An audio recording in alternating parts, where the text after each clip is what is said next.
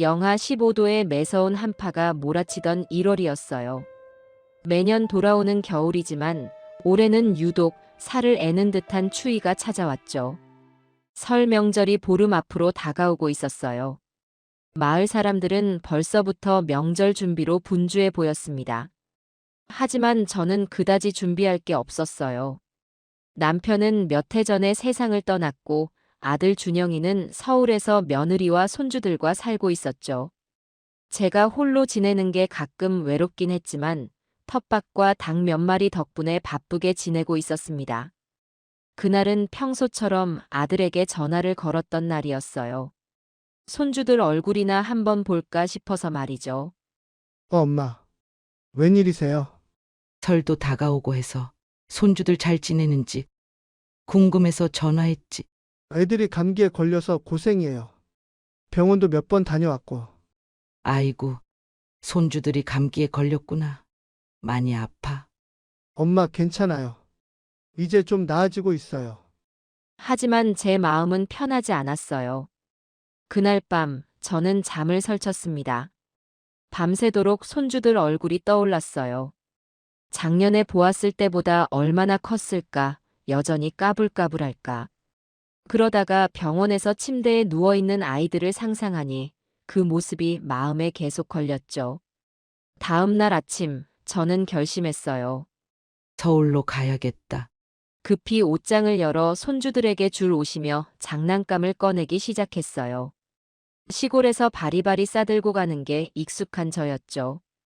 집에서 만든 깍두기와 묵은지도 빼놓을 수 없었어요. 기차를 타고 서울로 가는 길은 꽤 길었어요. 기차 창문 너머로 보이는 겨울 풍경은 온통 눈으로 덮여 있었죠. 그 풍경을 보며 마음 한편에서는 걱정도 들었어요. 아픈 손주들 보는데 내가 도움이 될까?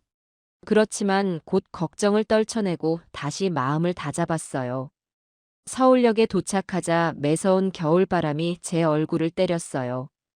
얼굴이 얼얼해질 정도였죠. 큰 가방을 끌고 버스 정류장으로 향하며 저는 아들 집을 향해 발걸음을 옮겼습니다. 길거리엔 사람들이 바쁘게 오가고 있었어요. 모두 두꺼운 옷을 입고 손발을 비비며 추위를 견디고 있었죠.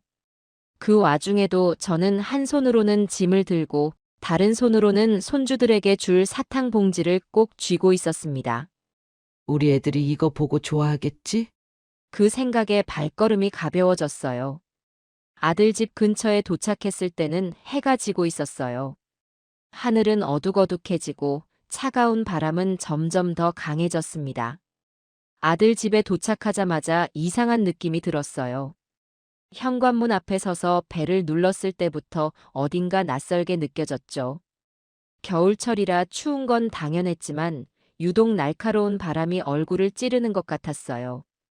그저 이 추위에서 벗어나 빨리 손주들의 얼굴을 보고 싶다는 생각뿐이었답니다. 잠시 후 현관문이 열렸어요. 어머니 오셨어요? 며느리가 문을 열어주었지만 그녀의 목소리는 형식적이었어요. 반가움보다는 어딘가 무심함이 묻어나는 듯했죠. 문이 열리는 순간 저는 차갑게 스며드는 한기를 느꼈어요. 이게 뭐지? 안에서는 따뜻한 공기가 흘러나와야 하는 거 아닌가? 하지만 그런 기대는 부질없었답니다. 문을 열고 들어서자마자 마치 냉동고에 들어온 듯한 싸늘함이 온몸을 휘감았어요. 아이고, 왜 이렇게 집이 춥니? 그러나 며느리는 그저 한숨을 쉬며 대답했죠. 난방비가 너무 올라서요. 요즘은 전기장판으로 버티고 있어요. 그 말을 듣는 순간 저는 할 말을 잃었답니다. 거실로 들어가니 손주들이 이불을 뒤집어 쓰고 웅크린 채 앉아 있었어요. 얼굴은 창백했고 눈빛은 피곤해 보였죠. 할머니, 아이들 중 한 명이 힘없이 제 이름을 불렀어요. 그 목소리가 너무 약해서 듣는 순간 가슴이 철렁 내려앉았답니다. 저는 손주들에게 다가가서 물었어요. 재민아, 다솔아, 어디 많이 아프니? 하지만 아이들은 대답할 힘조차 없어 보였어요. 손을 뻗어 아이들의 이마를 만져보니 불덩이처럼 뜨거웠어요. 아이고, 어쩜 이렇게 됐니?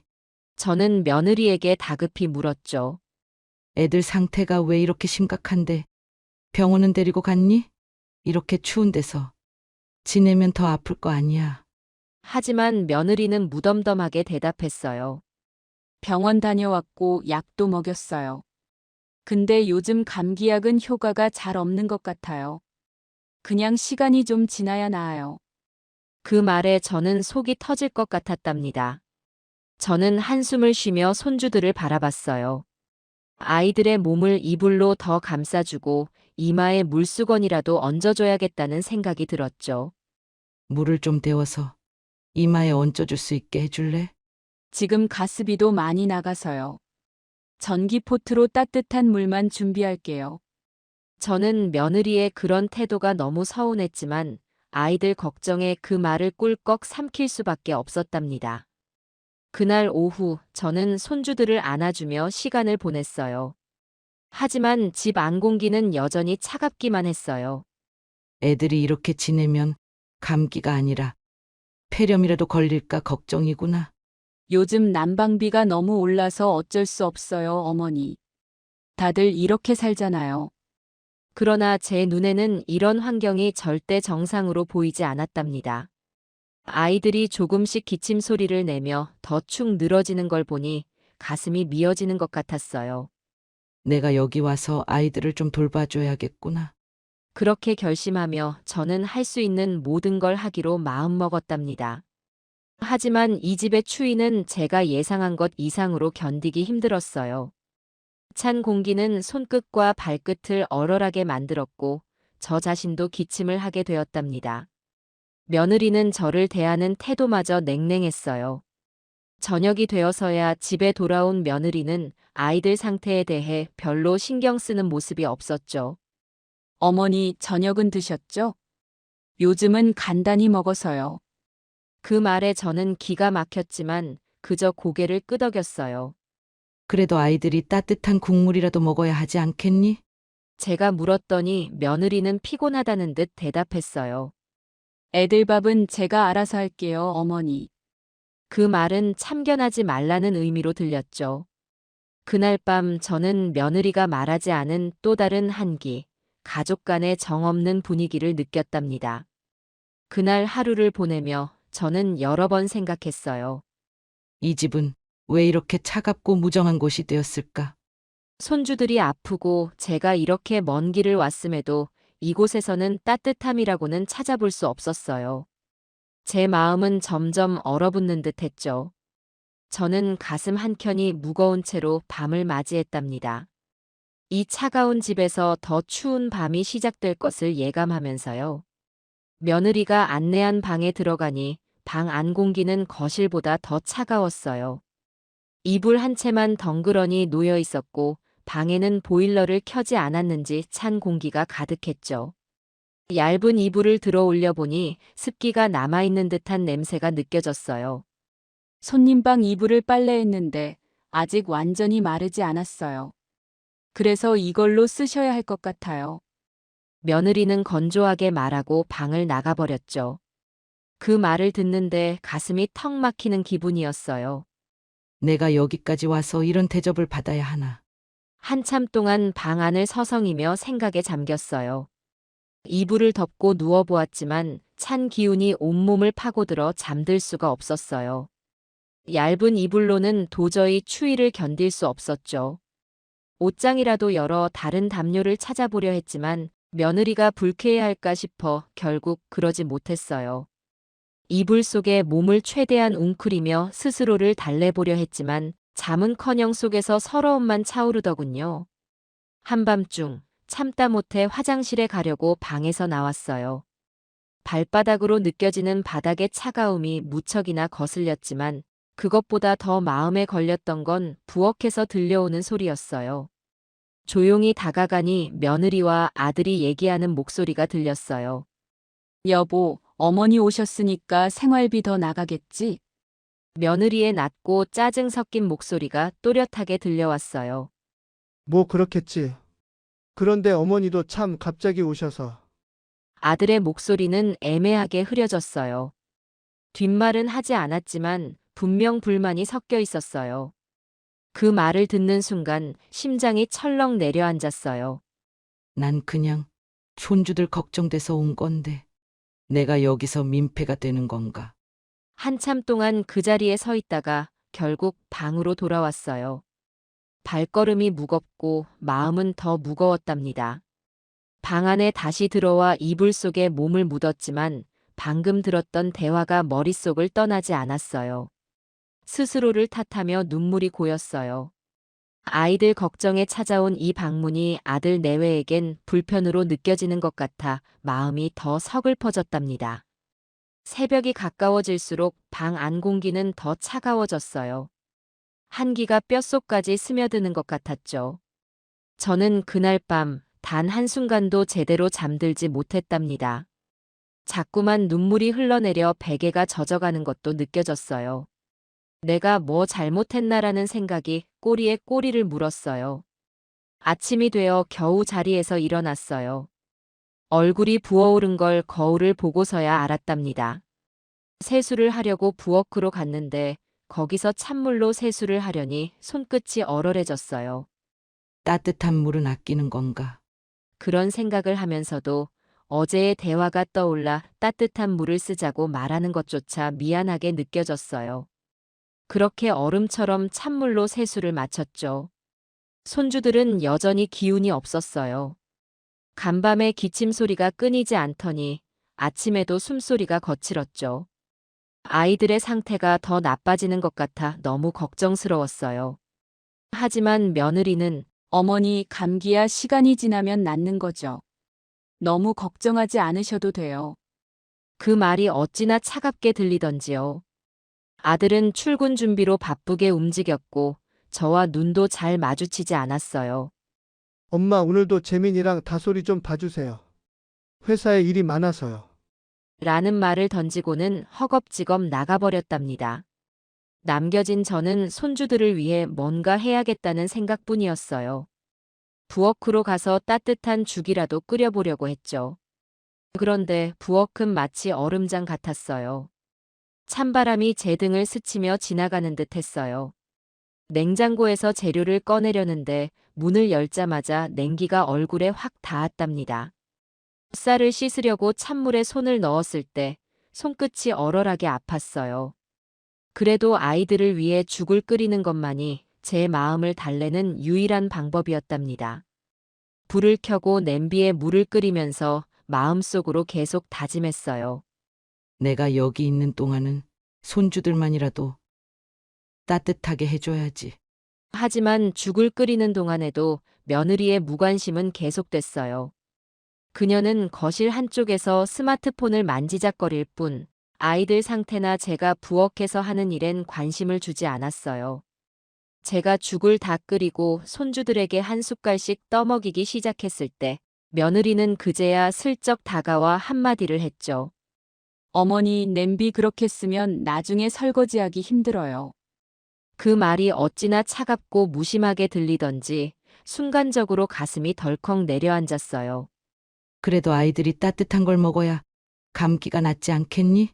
제가 조용히 말하자 며느리는 별다른 대꾸 없이 고개만 끄덕이고 다시 거실로 돌아갔어요. 아이들에게 죽을 먹이며 손을 쓰다듬었지만 제 마음은 온통 서글픔으로 가득 차 있었답니다. 내가 왜 여기에 있는 걸까? 라는 생각이 머릿속에서 떠나지 않았어요. 그리고 그날 밤 저는 또다시 차갑고 외로운 방에서 새벽까지 잠들지 못했답니다. 다음 날 아침이 밝아왔지만 마음속엔 전날 밤의 찬바람 같은 감정이 여전히 남아 있었어요. 아이들은 여전히 축 처져 있었고 기침 소리는 더욱 거칠어졌어요. 제가 밤새 끓여준 죽을 먹고 조금은 나아진 것 같아 보였지만 아이들의 얼굴에는 여전히 힘이 없어 보였죠. 저는 오늘이라도 집안의 공기가 조금이라도 따뜻해지길 바라는 마음으로 거실에 나갔어요. 하지만 집안의 한기는 여전했고 손주들이 덮고 있던 이불은 축축한 냉기가 배어 있었어요. 아이들의 코끝은 빨갛게 물들어 있었고 입술은 텁텁해 보였죠. 할머니, 너무 추워요. 다솔이가 힘없이 말하며 이불 속에서 얼굴을 내밀었어요. 그 말을 듣는 순간 가슴이 미어졌답니다. 그래, 그래. 우리 다솔이 춥지 않게 해줄게. 저는 아이의 몸을 꼭 안아주며 말을 했지만 손끝으로 느껴지는 아이의 차가운 체온이 마음을 더 아프게 했어요. 부엌으로 가서 물을 데우고 싶었지만 가스비를 걱정했던 며느리의 얼굴이 떠올라 망설였어요. 그래도 이건 해야겠다. 저는 조용히 전기포트를 꺼내 물을 데우기 시작했어요. 그때 며느리가 방에서 나왔어요. 어머니 뭐 하세요? 그녀의 말투는 피곤하고 짜증이 섞여 있었죠. 애들이 너무 추워서 따뜻한 물수건이라도 만들어 주려고. 제가 대답하자 며느리는 고개를 끄덕이며 말했어요. 난방은 틀기 힘드니까 그냥 그런 방법으로 버티세요. 그 말이 얼마나 차갑게 들렸던지 한순간 말문이 막혔어요. 저는 더 이상 대꾸하지 않고 데운 물로 물수건을 만들어 아이들에게 이마에 올려줬어요. 손주들이 조금씩 기분이 나아지는 것 같아 보였지만 저는 여전히 가슴 한편이 무거웠답니다. 이런 환경에서 아이들이 버틸 수 있을까? 그 생각이 머릿속을 떠나지 않았어요. 그날 아침 아들이 출근 준비를 하며 나왔어요. 엄마, 오늘도 재민이랑 다솔이 잘 부탁드릴게요. 그는 급하게 말하며 식탁 위에 놓인 빵 한 조각을 입에 물었죠. 그래. 일 보러 가는 건 알겠지만 이 집 난방은 좀 신경 써야 하지 않겠니? 애들이 아픈 건 너도 알잖아. 제가 조심스럽게 말을 꺼냈어요. 하지만 아들은 피곤한 표정으로 고개를 가로저으며 말했어요. 엄마, 요즘 난방비가 장난 아니에요. 우리도 아끼느라 애쓰는 거예요. 그 말을 듣는 순간 제 속은 부글부글 끓어올랐지만 아들이 출근 준비에 바쁜 걸 보고는 더 이상 말을 하지 않았어요. 아들은 서둘러 집을 나섰고 남은 건 저와 손주들 뿐이었죠. 며느리는 오전에 잠시 외출을 하겠다고 했어요.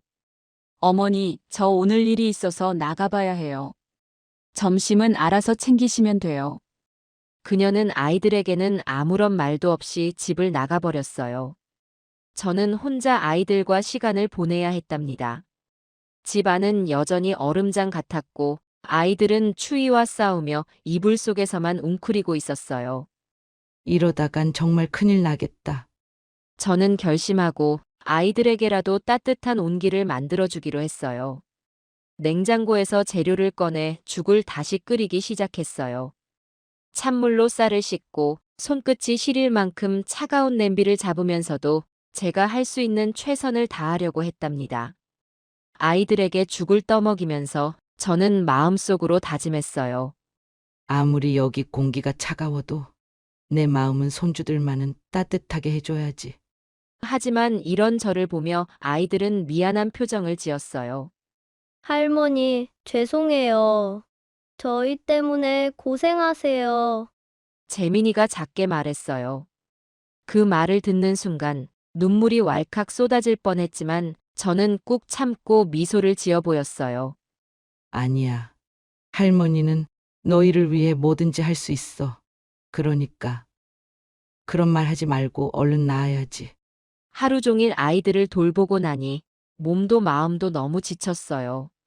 며느리가 집에 돌아왔을 때는 이미 해가 저물었죠. 어머니, 오늘 애들 괜찮았어요? 그녀는 무심한 목소리로 물었지만 저는 대답조차 하고 싶지 않았답니다. 하지만 그 순간 저는 마음속에서 뭔가 끊어지는 소리를 들은 것 같았어요. 이 집에서 내가 할 수 있는 게 정말 있긴 할까? 그날 밤도 여전히 추웠고 저는 또 한 번 얼어붙은 방에서 잠들지 못한 채 새벽을 맞이했답니다. 일주일째 되던 날이었어요. 그날 아침에도 집안의 공기는 여전히 차가웠고 아이들은 기운 없이 이불 속에 웅크린 채 앉아 있었어요. 저는 이대로 있을 수 없다는 생각에 또다시 부엌으로 향했죠.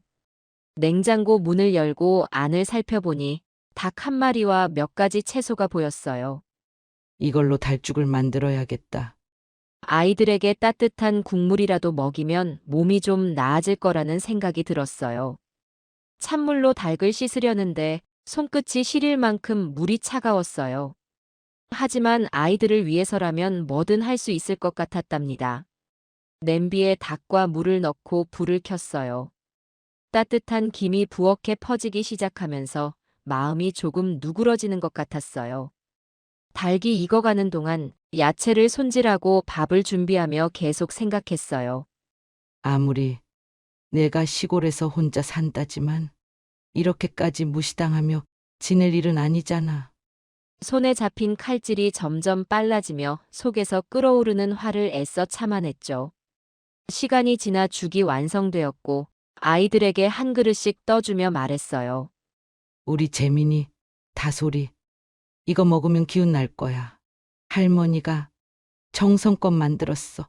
아이들은 죽을 떠먹으며 힘없이 고개를 끄덕였어요. 고마워요, 할머니. 작은 목소리로 인사하는 아이들의 모습에 눈물이 날 뻔했어요. 그래. 너희들만이라도 힘내면 된다. 그렇게 마음을 다잡으며 부엌으로 돌아가 설거지를 시작했죠. 바로 그때 며느리가 부엌으로 들어왔어요. 그녀는 제가 끓여놓은 냄비를 보더니 짧게 한마디를 툭 던졌답니다. 어머니, 이런 거 안 해주셔도 되는데요. 냄비 닦기 힘들다니까요. 그 말을 듣는 순간 그동안 쌓였던 감정이 폭발하고 말았어요. 내가 여기서 이렇게 애쓰고 있는데 저게 할 소리인가? 저는 설거지하던 손을 멈추고 며느리를 똑바로 쳐다봤어요. 뭐라고 했니? 내가 너희들 집에서 할머니 뭐를 좀 하겠다고 애쓰고 있는데 그걸 그렇게 말하면 어떻게 하니? 며느리는 당황한 기색도 없이 오히려 피곤하다는 듯 말했어요. 아니, 괜히 힘드실까봐 그러는 거예요. 이런 건 안 하셔도 돼요. 그 말이 어찌나 비겁하게 들리던지 제 속에서 더 참을 수 없는 분노가 치밀어 올랐어요. 내가 아무리 시골 늙은이라도 이렇게 대접받을 일은 없다. 목소리가 점점 커지며 쏟아져 나오는 말들을 막을 수가 없었어요. 내가 여기 와서 추위 속에서 고생하고 손주들 병든 걸 보면서도 가만히 있었던 이유가 뭔지 아니? 내가 이 가족을 걱정해서 그런 거야. 그런데 넌 지금 나한테 이런 말을 하는 거니? 그때 며느리의 표정이 굳어졌고 방에서 아들이 뛰쳐나왔어요. 엄마, 목소리가 너무 큽니다. 애들도 듣고 있는데 이러시면 곤란해요. 그 말을 듣는 순간 가슴이 찢어지는 것 같았어요. 내가 네 엄마인데 왜 내 마음을 이렇게 모를까? 눈물이 날 것 같았지만 자존심 때문에 눈물을 참으며 대꾸했어요. 너는 지금 내가 왜 화를 내고 있는지도 모르겠구나. 내가 여기서 얼마나 서운하고 힘들었는지 너는 알기나 하니? 아들은 아무 말 없이 고개를 돌렸어요. 그 모습이 더 큰 상처가 되었답니다. 그날 밤 방으로 돌아와 짐을 싸기 시작했어요. 더는 이 집에 머물러 있어선 안 된다는 생각이 들었어요. 아이들을 두고 떠나는 게 마음에 걸렸지만 제 자신을 위해서라도 떠나야겠다고 결심했어요. 짐을 싸면서 지난 며칠간 있었던 일들이 떠올랐어요. 차가운 방, 무심한 며느리, 그리고 아들의 외면까지. 모든 기억이 한꺼번에 밀려오며 가슴을 짓눌렀어요. 이게 마지막이다. 그렇게 생각하며 짐을 다 싸고 문 앞에 섰어요. 아이들의 얼굴이 떠올랐지만 이제는 더 이상 참을 수 없었어요. 나도 나를 지켜야 하잖아. 그렇게 마음을 다잡고 한숨을 내쉬며 방문을 닫았답니다. 짐을 싸는 제 모습을 본 손주들이 울음을 터뜨렸어요. 할머니, 가지 마세요. 재민이는 두 손으로 제 옷자락을 붙잡고 놓아주지 않았어요. 다솔이는 눈물을 펑펑 흘리며 제 손을 꼭 잡았죠. 아이들의 울음소리가 집 안을 울리는 가운데 제 마음속에서도 큰 갈등이 일어났어요. 아이들이 이렇게까지 붙잡는데 정말 떠나야 하는 걸까? 하지만 이미 마음은 정해져 있었어요. 더 이상 여기서 참는 것은 저 자신을 잃는 일이라고 생각했으니까요. 재민아, 다솔아, 할머니가 미안하다. 하지만 이제는 할머니도 좀 쉬어야겠어. 저는 아이들을 달래며 부드럽게 말했어요. 그 말을 들은 아이들은 더욱 서럽게 울었답니다. 할머니, 그러면 우리도 데려가 주세요. 여기 너무 추워요. 그 말이 제 마음을 완전히 뒤흔들었어요. 하지만 아이들을 데려가는 것은 제가 감당할 수 없는 일이었어요. 아들의 집에서 아이들을 데려가겠다고 말하는 순간 더 큰 싸움이 벌어질 게 뻔했으니까요. 저는 결국 울고 있는 아이들을 부둥켜 안고 몇 번이고 미안하다는 말을 반복하며 달래야 했어요. 아이들의 손길을 떼어내고 현관으로 향하는 발걸음이 무겁게 느껴졌어요. 그때 며느리가 다가와 제게 말했답니다. 어머니, 설도 다가오는데 그냥 가시겠다는 거예요? 그 말이 얼마나 차갑고 뻔뻔하게 들렸는지 모릅니다. 그녀의 표정에는 미안함도 배려도 없었어요. 오히려 제가 떠나는 걸 안도하는 기색마저 느껴졌어요. 그 순간 제 안에서 마지막 남아있던 정도 끊어져 버렸답니다. 그래, 맞아. 이제 너희랑 인연 끊을래. 앞으로 오지 마. 단호하게 말하고는 문을 열었어요. 그 말을 들은 며느리는 순간 당황한 표정을 지었지만 곧 표정을 가다듬고 아무런 대꾸도 하지 않았어요. 아마 그녀는 제가 하는 말을 진지하게 받아들이지 않았던 것 같았죠. 하지만 제 마음은 이미 단단히 굳어 있었어요. 밖으로 나와 터미널로 가는 길을 걸으며 매서운 겨울 바람이 얼굴을 스치고 지나갔어요. 발걸음은 느렸지만 제 마음은 한 번도 뒤돌아보지 않았답니다. 이제는 나를 위해 살아야겠다. 터미널에 도착해 버스를 기다리며 문득 하늘을 올려다봤어요. 끝없이 쏟아지는 눈이 제 마음처럼 차갑게 느껴졌어요. 하지만 그 차가움 속에서 왠지 모를 해방감을 느낄 수 있었답니다. 그동안 억눌러왔던 감정들이 눈처럼 녹아내리는 것 같았어요. 버스에 올라 자리에 앉으니 머릿속에는 여러 가지 생각이 스쳐 지나갔어요. 내가 이 결정을 후회하지 않을까? 하지만 곧 스스로에게 다짐했어요. 후회하지 말자. 이건 나 자신을 지키기 위한 선택이야. 이제는 더 이상 누군가의 눈치를 보며 살고 싶지 않았어요. 버스가 출발하자 저는 조용히 창밖을 바라봤어요. 흰 눈으로 뒤덮인 풍경이 점점 멀어지면서 제 마음속의 무거움도 조금씩 가벼워지는 것 같았답니다. 이제 저는 저를 위한 삶을 시작해야 한다고 스스로를 다독였어요. 집으로 들어오자마자 침대에 누워 천장을 바라보았어요. 머릿속은 또다시 아들과 며느리, 그리고 손주들에 대한 생각으로 가득 찼어요. 손주들의 울음소리, 며느리의 뻔뻔한 태도, 그리고 아들의 외면까지. 모든 것이 떠올랐고 그 생각은 마치 날카로운 칼날처럼 가슴을 후벼 팠습니다. 다음 날 아침이 밝아왔지만 저는 침대에서 일어나지 못했습니다. 몸은 천근만근 무거웠고 마음은 얼음처럼 차갑게 식어 있었어요. 밖에서는 바람이 휘몰아치며 창문을 흔들었지만 그 소리마저도 저를 움직이게 할 수 없었죠. 이대로 그냥 누워있고 싶다. 그런 생각이 머릿속을 가득 채웠어요. 시간이 흐르면서 점점 공허함이 커졌고 저는 이틀째 되는 날까지 침대에 누워 아무것도 하지 않았습니다. 식사조차 제대로 하지 않았고 그저 누워 천장을 바라보며 시간을 흘려보냈어요. 사흘째 되는 날 아침, 창문 사이로 밝은 햇살이 방 안으로 들어왔습니다. 햇살이 눈에 부딪히는 순간 저는 문득 정신이 번쩍 들었어요. 이래선 안 돼. 스스로에게 속삭이듯 말했어요. 침대에서 천천히 몸을 일으켜 거울 앞으로 갔습니다. 거울 속에 비친 제 모습은 너무나 초라했어요.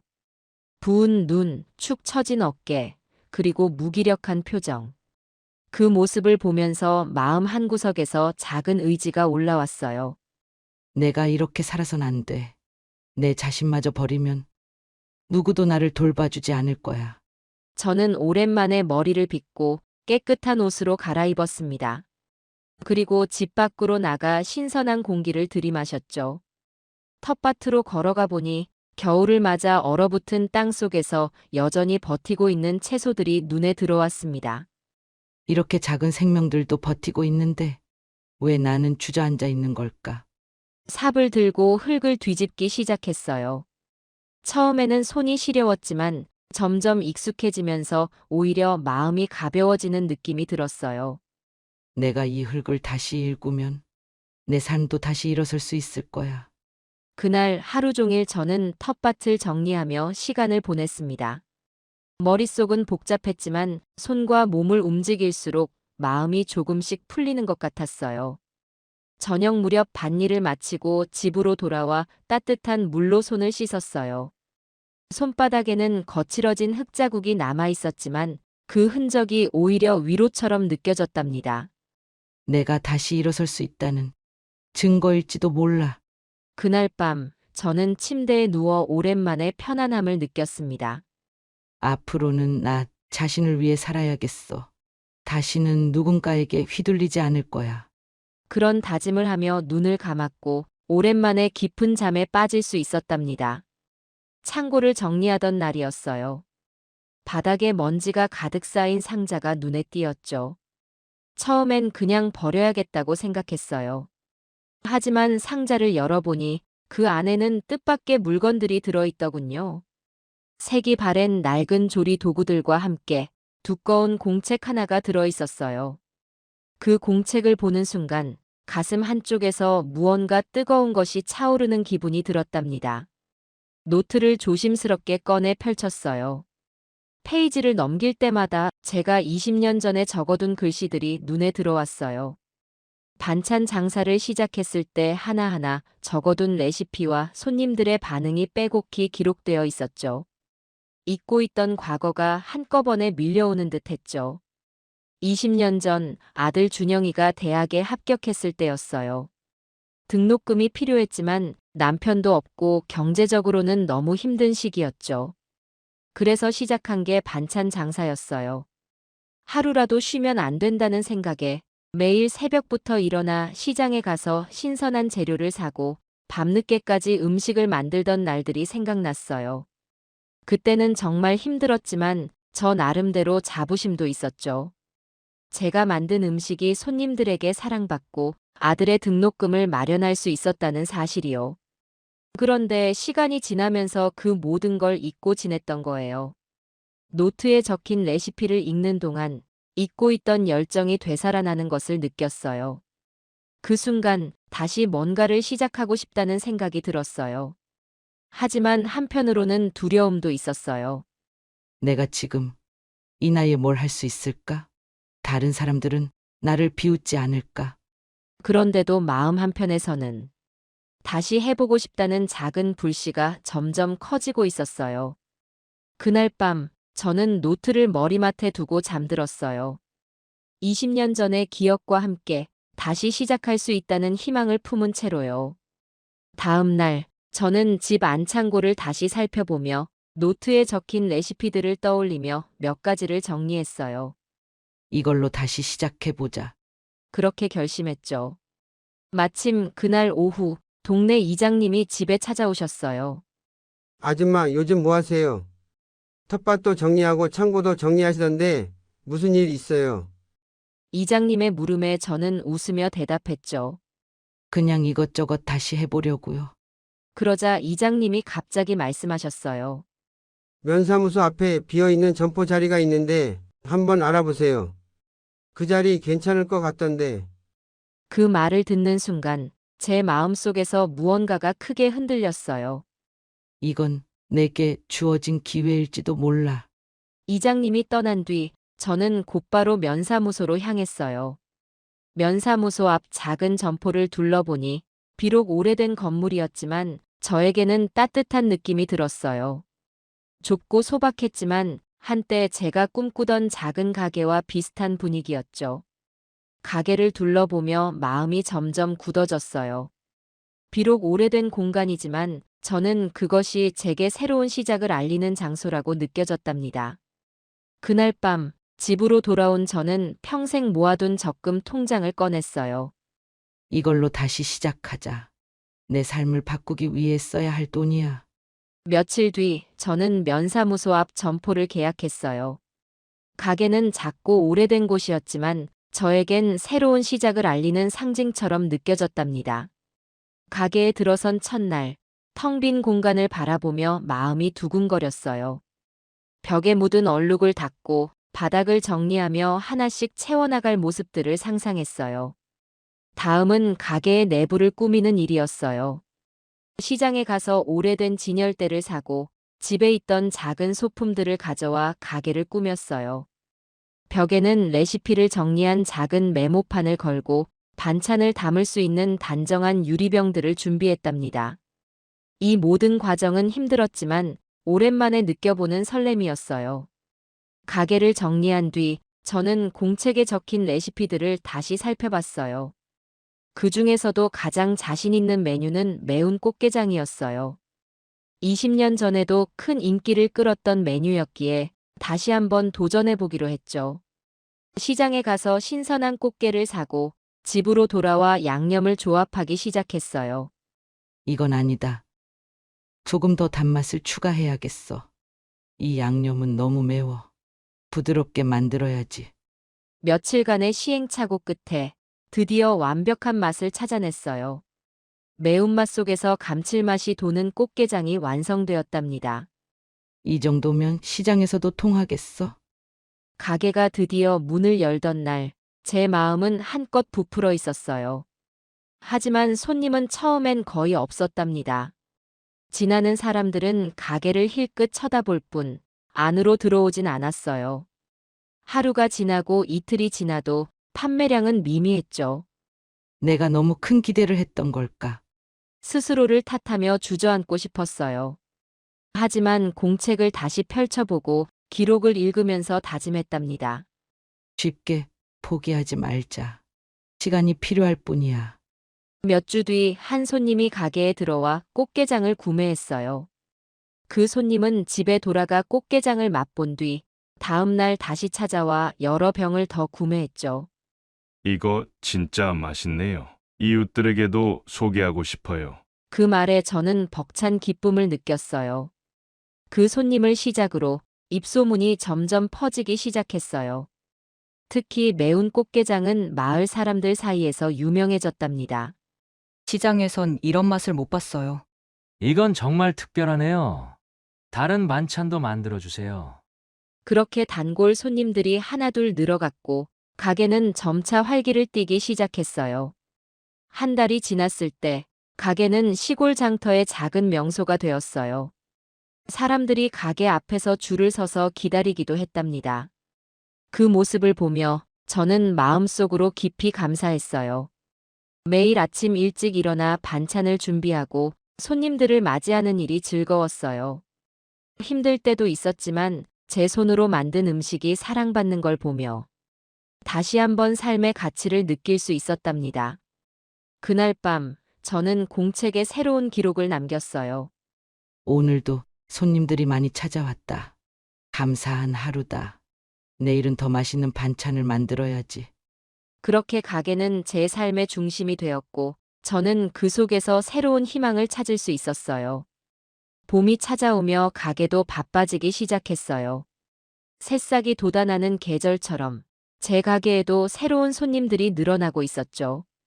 그날도 평소처럼 반찬을 준비하며 하루를 시작했는데 이웃집 아주머니가 놀란 얼굴로 찾아왔어요. 아줌마, 들으셨어요? 건너편에 대형 마트가 들어온대요. 처음엔 그 말이 크게 와닿지 않았어요. 대형 마트라니 여기 작은 시골 마을에 과연 필요할까 싶었거든요. 하지만 그 소식은 사실이었고 며칠 후 마트가 정식으로 문을 열었어요. 그리고 그곳에 반찬 코너가 있다는 걸 알게 되었죠. 이 가게 망하라고 일부러 들어왔다네요. 이웃들이 걱정스레 말해줬어요. 반찬 코너는 며느리의 친정 어머니가 운영하는 체인점이었어요. 그 말을 들었을 때 가슴 한쪽이 싸늘하게 식는 기분이었어요. 대형 마트라니. 게다가 체인점 반찬 가게라니.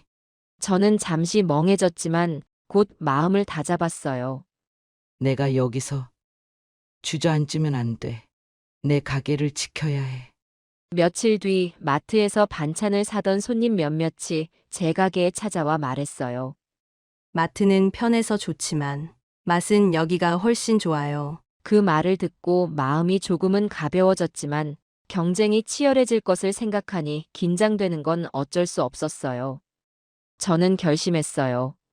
마트와 다른 무언가를 만들어야 해. 여기만의 특별함을 더해야겠어. 먼저 가게 한쪽에 손님들이 앉아 쉴 수 있는 공간을 마련했어요. 작은 테이블 2개와 의자를 놓고 소박하지만 정겨운 분위기를 만들었답니다. 그리고 매일 아침 가게 문을 열기 전에 따뜻한 된장국을 준비했어요. 손님들에게 무료로 나눠드리기 위해서였죠. 춥죠? 된장국 한 그릇 드시고 가세요. 이렇게 건넨 된장국 한 그릇이 손님들의 마음을 사로잡는데 큰 역할을 했어요. 손님들은 반찬을 사러 온 김에 된장국을 먹으며 이야기를 나누고 갔어요. 그 과정에서 제 가게는 단순히 반찬을 파는 곳이 아니라 사람들이 모이는 아늑한 장소로 자리 잡기 시작했답니다. 하지만 위기는 여기서 끝나지 않았어요.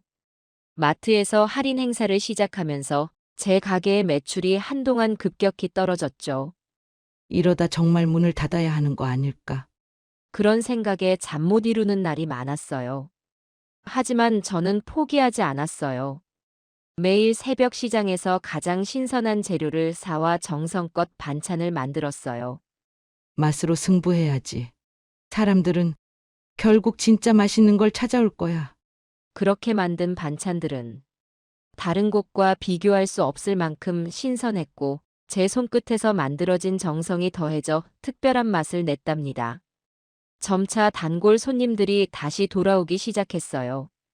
그들은 저를 응원하며 이렇게 말했어요. 마트에서 반찬 사다 먹었는데 결국 여기로 돌아왔어요. 여기가 훨씬 맛있어요. 그 말 한마디가 제게 얼마나 큰 힘이 되었는지 몰라요. 그럴 때마다 저는 속으로 다짐했어요. 더 열심히 해야지. 포기하지 않길 잘했어. 여름이 다가오면서 제 가게는 다시 활기를 되찾았어요. 손님들로 북적이는 모습을 보며 저는 새롭게 깨달았어요. 위기는 언제든 올 수 있지만 결국 그것을 이겨내는 힘은 나에게 달려 있어. 그렇게 저는 더 이상 위기를 두려워하지 않기로 했답니다. 그리고 앞으로 어떤 상황이 오더라도 제 가게를 지킬 수 있다는 자신감이 생겼어요. 어느 여름날이었어요. 늘 그렇듯 아침 일찍 가게 문을 열고 반찬 준비를 하고 있었죠. 여름이라 반찬이 쉽게 상할 수 있으니 더욱 신선한 재료를 사용하고 하루 동안 팔 반찬만 준비하는 게 저만의 원칙이었답니다. 가게 문을 열어둔 채 손님을 기다리고 있는데 뜻밖의 손님이 찾아왔어요. 깔끔한 정장을 입은 젊은 남자가 저를 향해 다가왔죠. 그는 손에 작은 노트를 들고 있었고 저를 보자 밝게 웃으며 인사를 건넸어요. 안녕하세요. 어머니, 저는 지역 방송국에서 일하는 PD입니다. 그의 말에 순간 당황했어요. 방송국이요? 근데 저 같은 사람에게 무슨 일이시죠? 그는 제게 가게 안으로 들어가도 되겠냐며 조심스럽게 물었고 저는 그를 가게 안으로 안내했답니다. 그는 제게 자리에 앉으며 말했어요. 어머니 이야기를 듣고 찾아왔습니다. 이 동네에 반찬 가게가 하나 있는데 그곳에서 파는 음식이 정말 맛있다는 소문이 자자하더군요. 그리고 그걸 운영하시는 분이 참 대단한 인생 이야기를 갖고 계시다고 들었습니다. 그의 말을 듣는 순간 제가 했던 지난 시간들이 떠오르며 가슴이 뭉클했어요. 하지만 저는 겸손하게 웃으며 대답했답니다. 그냥 살아온 인생이 그렇죠. 누구나 힘든 시절은 있는 거 아니겠어요? 그는 고개를 끄덕이며 본론을 꺼냈어요. 저희 프로그램에서 어머니를 소개하고 싶습니다. 어머니의 이야기를 통해 많은 분들에게 희망을 전할 수 있을 것 같아요. 처음엔 망설였어요. 제가 방송에 나가도 되는 사람인가 싶었죠. 하지만 그는 거듭 말했어요. 어머니가 이겨내신 삶의 이야기는 정말 많은 분들에게 큰 감동이 될 겁니다. 게다가 이 반찬 가게도 소개하면 더 많은 손님들이 찾아올 거예요. 그 말에 저는 잠시 고민했어요. 내 이야기가 정말 다른 사람들에게 힘이 될까? 그리고 정말로 내가 이 자리에 서게 된 이유를 보여줄 수 있을까? 결국 용기를 내기로 했어요. 좋아요. 제 이야기가 누군가에게 도움이 될 수 있다면 그렇게 하죠. 며칠 뒤 촬영팀이 가게를 찾았어요. 가게 안팎을 촬영하고 제가 반찬을 만드는 모습을 카메라에 담았답니다. 처음에는 카메라 앞에서 너무 어색했지만 점점 익숙해졌어요. 촬영 중에 PD가 제게 물었어요. 어머니, 이 가게를 시작하게 된 계기가 무엇인가요? 저는 잠시 머뭇거리다가 제 이야기를 솔직히 털어놓기 시작했어요. 아들과 며느리의 집에서 느꼈던 서러움, 그곳에서 나와 시골로 돌아온 뒤의 방황, 그리고 결국 제 힘으로 다시 일어서게 된 이야기까지. 촬영팀 모두 제 이야기를 들으며 고개를 끄덕였고 그중 몇몇은 눈물을 훔치기도 했어요. 그 모습을 보면서 저는 제가 해낸 일이 결코 작은 것이 아니었음을 깨달았답니다. 며칠 후 방송이 나갔어요. 방송에서는 제 가게의 일상과 제가 반찬을 만드는 과정을 담았고 제 삶의 이야기가 진솔하게 소개되었어요. 방송이 나가자마자 반응은 그야말로 폭발적이었어요. 그 가게가 여기였군요. 저도 꼭 가보고 싶어요. 할머니의 이야기를 보고 정말 많은 힘을 얻었습니다. 가게는 방송 이후 더 많은 손님들로 북적였어요. 멀리서 찾아오는 손님도 있었고 제게 감사의 편지를 보내오는 사람들도 많았답니다. 특히 한 손님이 한 말이 오래 기억에 남았어요. 할머니 이야기 덕분에 저도 다시 한번 도전해 보려고요. 정말 감사합니다. 그 말에 눈물이 핑 돌았지만 저는 미소로 대답했어요. 살다 보면 다 잘 될 날이 오는 법이죠. 포기하지 말고 끝까지 해보세요. 방송 출연은 제 삶의 새로운 전환점이 되었어요. 더 많은 손님들이 가게를 찾아왔고 제 이야기가 사람들에게 희망이 될 수 있다는 사실이 무척 감사했답니다. 그날 밤 저는 다시 공책을 꺼내 새로운 기록을 남겼어요. 오늘도 많은 분들이 찾아와 주셨다. 내 이야기가 다른 이들에게 힘이 된다니. 이보다 더 기쁜 일이 있을까? 내일은 더 정성껏 반찬을 만들어야겠다. 방송 이후 가게는 말 그대로 폭발적인 인기를 끌었어요. 평일 낮에도 손님이 줄지어 찾아왔고 멀리 다른 지역에서 일부러 방문하는 사람들도 많았답니다. 한편으로는 너무 바빠서 몸이 고되기도 했지만 제 이야기가 누군가에게 힘이 된다는 사실에 보람을 느끼며 더욱 정성껏 반찬을 준비했죠. 하지만 그 성공이 곧 위기를 불러올 줄은 전혀 예상하지 못했어요. 어느 날 가게 앞에 웬 낯선 사람들이 모여 있는 걸 발견했어요. 그들은 모두 정장을 입고 있었고 저를 향해 다가오며 말을 꺼냈답니다. 어머니, 이 서류를 한번 확인해 주셔야겠습니다. 그들이 내민 서류는 소송장이었어요. 소송의 내용은 방송에서 제 이야기가 며느리 가족의 명예를 훼손했다는 이유였죠. 저는 처음엔 무슨 소린지 이해가 되지 않았어요. 명예훼손이라니요? 제가 한 건 그냥 제 이야기를 한 것뿐인데요. 하지만 소송장은 분명하게 말하고 있었어요. 며느리와 그녀의 친정 어머니가 운영하는 가게를 방송에서 간접적으로 깎아내린 탓에 그들의 이미지가 실추되었다는 주장이었죠. 방송에서 우리 이야기를 하지 않았으면 가게가 이렇게 피해를 보진 않았을 겁니다. 며느리의 목소리가 제 귓가에 선명히 들렸어요. 그녀는 평소에 무심하고 차가운 태도가 아닌 거의 저기를 드러내는 목소리였죠. 어머니가 우리 가족을 망신시킨 거잖아요. 그날 이후 저는 법적 대응을 준비해야 했어요. 처음엔 두려웠어요. 하지만 곧 마음을 다잡았답니다. 내가 거짓말을 한 것도 아니고 단지 내 경험을 솔직히 이야기했을 뿐인데 왜 내가 두려워해야 하지? 그렇게 생각하며 변호사를 찾아갔어요. 변호사도 제 이야기를 듣고 소송이 과도하다는 의견을 내놓았죠. 사실에 기반한 이야기를 한 거라면 어머니께서 크게 걱정하실 필요는 없을 겁니다. 그 말을 들으니 조금은 마음이 놓였어요. 재판이 시작되던 날 법정에 선 저는 며느리의 고함을 직접 들어야 했어요. 어머니가 방송에서 우리 가정을 망신시키셨어요. 그로 인해 저희 사업이 큰 타격을 입었어요. 그녀의 변호사는 제 발언이 의도적으로 경쟁 가게를 비하하려 한 것이라고 주장했죠. 하지만 저는 당당히 맞섰어요. 제가 한 건 단지 제 이야기를 솔직히 말한 것뿐입니다. 제가 겪은 일들을 감춘다면 그건 제 인생을 부정하는 거나 다름없지 않나요? 법정 안은 조용해졌고 판사는 제 이야기를 신중히 들었어요. 제 변호사는 주장했어요. 피고는 사실에 기반한 자신의 경험을 공유했을 뿐이며 그로 인해 명예훼손이 발생했다고 볼 수 없습니다. 재판이 끝난 뒤 결과는 제게 유리하게 나왔어요. 판사는 며느리 가족의 소송이 과도한 해석에 기반한 것이라며 기각을 결정했죠. 그 순간 제 마음속에 억눌려 있던 모든 감정이 한꺼번에 터져 나왔어요.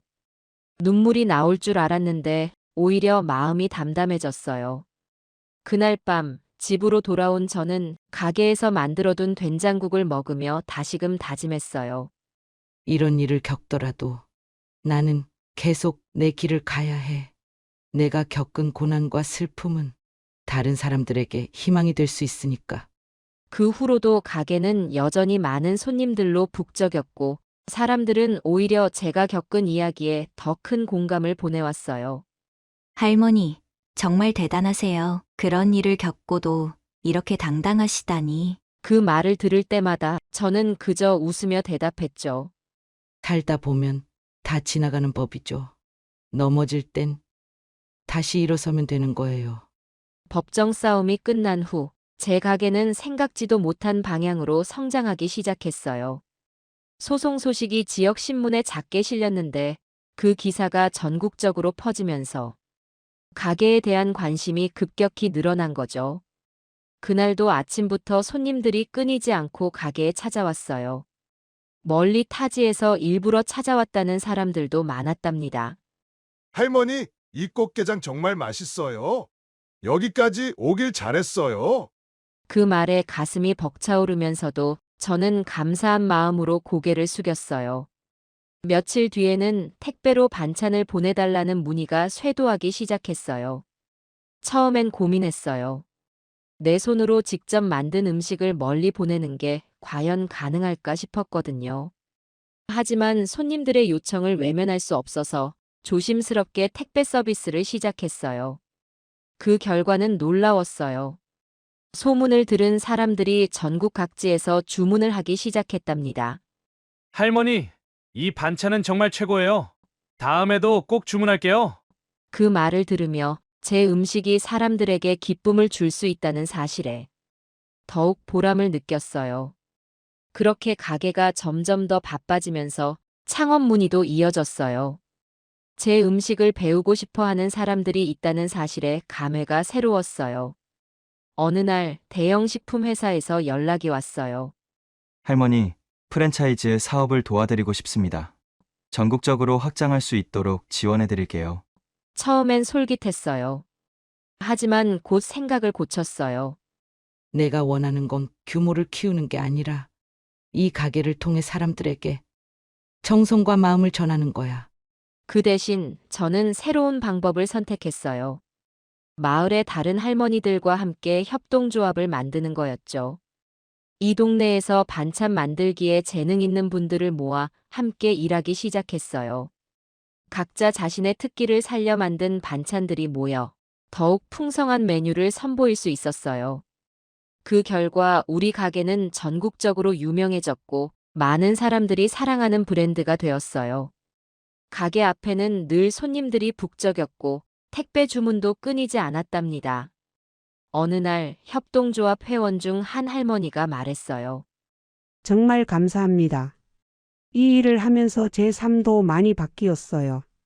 그 말을 들으니 눈물이 날 것 같았어요. 그런데 어느 날 아들이 갑작스럽게 가게로 찾아왔어요. 오랜만에 보는 아들의 얼굴은 많이 상해 있었어요.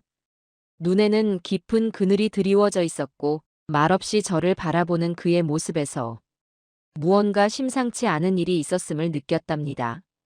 어머니 이혼했습니다. 무슨 일이 있었니? 왜 그런 결정을 하게 된 거야? 저는 조심스럽게 물었어요. 그러자 아들은 고개를 숙이며 진실을 털어놓기 시작했어요. 알고 보니 며느리가 대형마트 사장과 부적절한 관계를 맺고 있었던 거예요. 아들은 그 사실을 알게 된 뒤로 혼란에 빠졌고 결국 결혼 생활을 유지할 수 없었다고 했어요. 어머니가 그때 고생하실 때 왜 제가 멈추지 못했을까요? 아들은 손으로 얼굴을 감싸며 울기 시작했어요. 제가 그때 어머니 편에 서서 어머니를 지켜드렸어야 했는데 정말 죄송합니다. 그동안 아들이 보여준 무관심과 냉정함이 떠올랐어요. 하지만 지금 이렇게 눈물 흘리며 제게 용서를 구하는 아들을 보니 그동안 쌓였던 서운함이 조금씩 녹아내렸어요. 준영아, 너가 그렇게 힘들었다면 왜 미리 얘기하지 않았니? 제 목소리가 떨렸어요. 아들은 말없이 고개를 숙였어요. 그 모습이 너무 안쓰러워 결국 저는 그의 손을 꼭 잡고 말했어요. 괜찮다. 이제라도 너 자신을 돌아볼 수 있다면 그걸로 된 거야. 그날 이후 아들은 자주 가게를 찾아오기 시작했어요. 가끔씩 손주들도 데리고 오곤 했죠. 손주들의 밝은 웃음을 보며 마음속 깊이 묵혀둔 아쉬움이 조금씩 사라지는 것 같았어요. 아들은 어느 날 제게 조심스럽게 물었어요. 어머니, 제가 이 일을 도와드려도 될까요? 그 말에 저는 놀랐어요.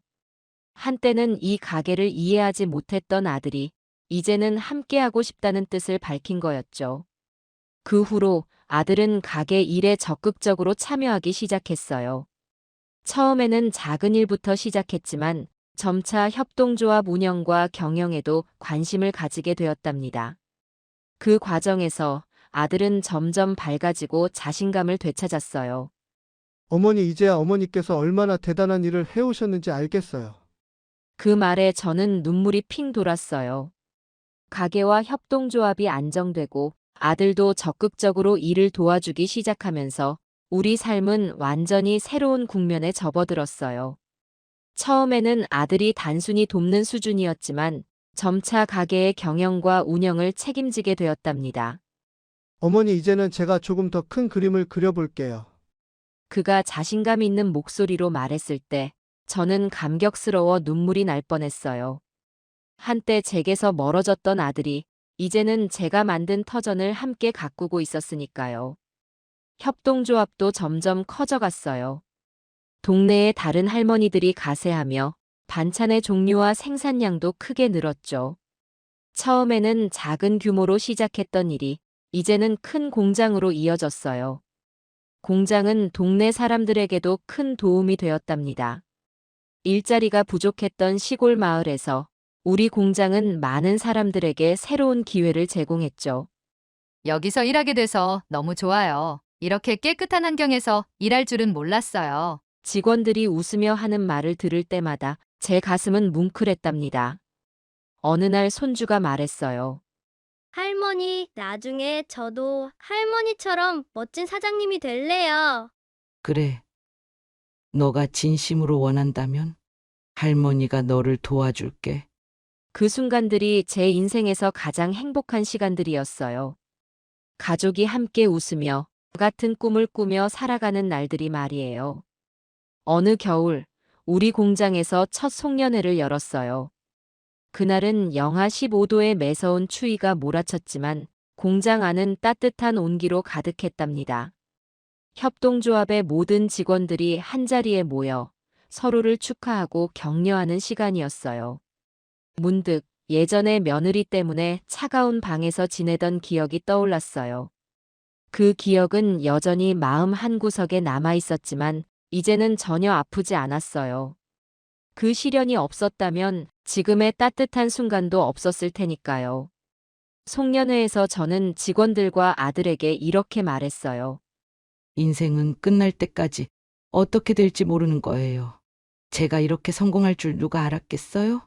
이제는 추운 겨울도 차가운 말도 저를 아프게 하지 못해요. 오히려 그때의 아픔이 제게 새로운 길을 열어준 것 같아요. 여러분도 힘들 때마다 이 이야기를 기억해 주세요. 인생은 언제나 우리를 놀라게 한답니다. 그리고 그 놀라움은 결국 우리를 더 강하고 따뜻하게 만들어주는 것 같아요. 저는 작은 시골 마을에 살고 있어요. 이곳은 공기 맑고 자연이 푸르러서 살아가는 것 자체가 소소한 행복이 되는 곳이에요. 이 마을에서 68년 동안 살아왔고, 이제는 제가 그 마을의 한 부분처럼 느껴질 정도예요. 아침마다 들리는 새소리와 저녁이면 멀리서 들려오는 개 짖는 소리는 이제는 제 하루의 일부 같아요. 이곳에서의 일상은 조용하고 단순하지만 그 안에서 찾을 수 있는 안정감은 무엇과도 바꿀 수 없는 보물 같아요. 제 하루는 보통 해가 뜨기 전에 시작돼요. 아침 5시가 조금 넘으면 알람이 없어도 자연스럽게 눈이 떠지죠. 잠에서 깨어난 저는 부지런히 몸을 움직여 하루를 시작합니다. 처음으로 하는 일은 부엌으로 가서 따뜻한 차를 끓이는 거예요. 차를 마시며 창밖을 보면 안개가 살짝 내려앉은 들판이 보이는데 그 풍경은 늘 저를 감탄하게 만들어요. 차를 다 마신 후에는 텃밭으로 향해요. 저의 작은 텃밭은 봄부터 가을까지 항상 바쁘답니다. 손수 키운 채소들을 보고 있으면 뿌듯함이 밀려오죠. 작년 가을에는 배추가 유난히 잘 자라서 마을 어르신들께도 나눠드렸는데 다들 좋아하셨답니다. 농사를 지으면서 손이 거칠어지고 허리가 아플 때도 있지만 이 일을 멈출 수는 없어요. 땅을 만지고 흙 냄새를 맡고 있으면 마음이 한없이 평화로워지거든요. 특히 아침 햇살이 텃밭을 가득 채울 때면 그 순간이 얼마나 소중한지 깨닫게 돼요. 이 마을에서의 제 삶은 그렇게 흘러갑니다. 때로는 고요함이 외로움으로 느껴질 때도 있지만 저는 이곳이 제게 주는 평안을 너무 사랑해요. 이제는 마을 사람들과도 가족처럼 가까워져서 서로 의지하며 살아가고 있어요. 어디를 가나 아는 얼굴들이 반갑게 인사해주는 이곳이야말로 제가 평생을 살아온 터전이자 집이랍니다. 이렇게 평화롭고 단순한 날들이 계속될 것 같았던 제 삶에 그런 일이 일어날 줄은 꿈에도 몰랐죠. 그저 매일같이 흙과 바람 속에서 보내는 나날이 앞으로도 이어질 거라고만 생각했어요. 어렸을 때부터 저희 부모님의 관계는 좋지 않았어요. 아버지는 술을 좋아하셨고 그것이 문제가 될 때가 많았죠. 거의 매일같이 술을 마시고 들어오시면 어머니와 싸우는 일이 반복됐어요. 큰 소리로 다투는 소리가 집안을 가득 채우고 때로는 물건이 부서지는 소리도 들렸습니다. 그럴 때마다 저는 어린 마음에 무서워서 방문을 닫고 이불 속에 숨었어요. 그 이불 안에서 두 귀를 막고 눈물을 흘리며 싸움이 끝나기만을 기다리곤 했죠. 어머니는 참으시는 날이 많았어요.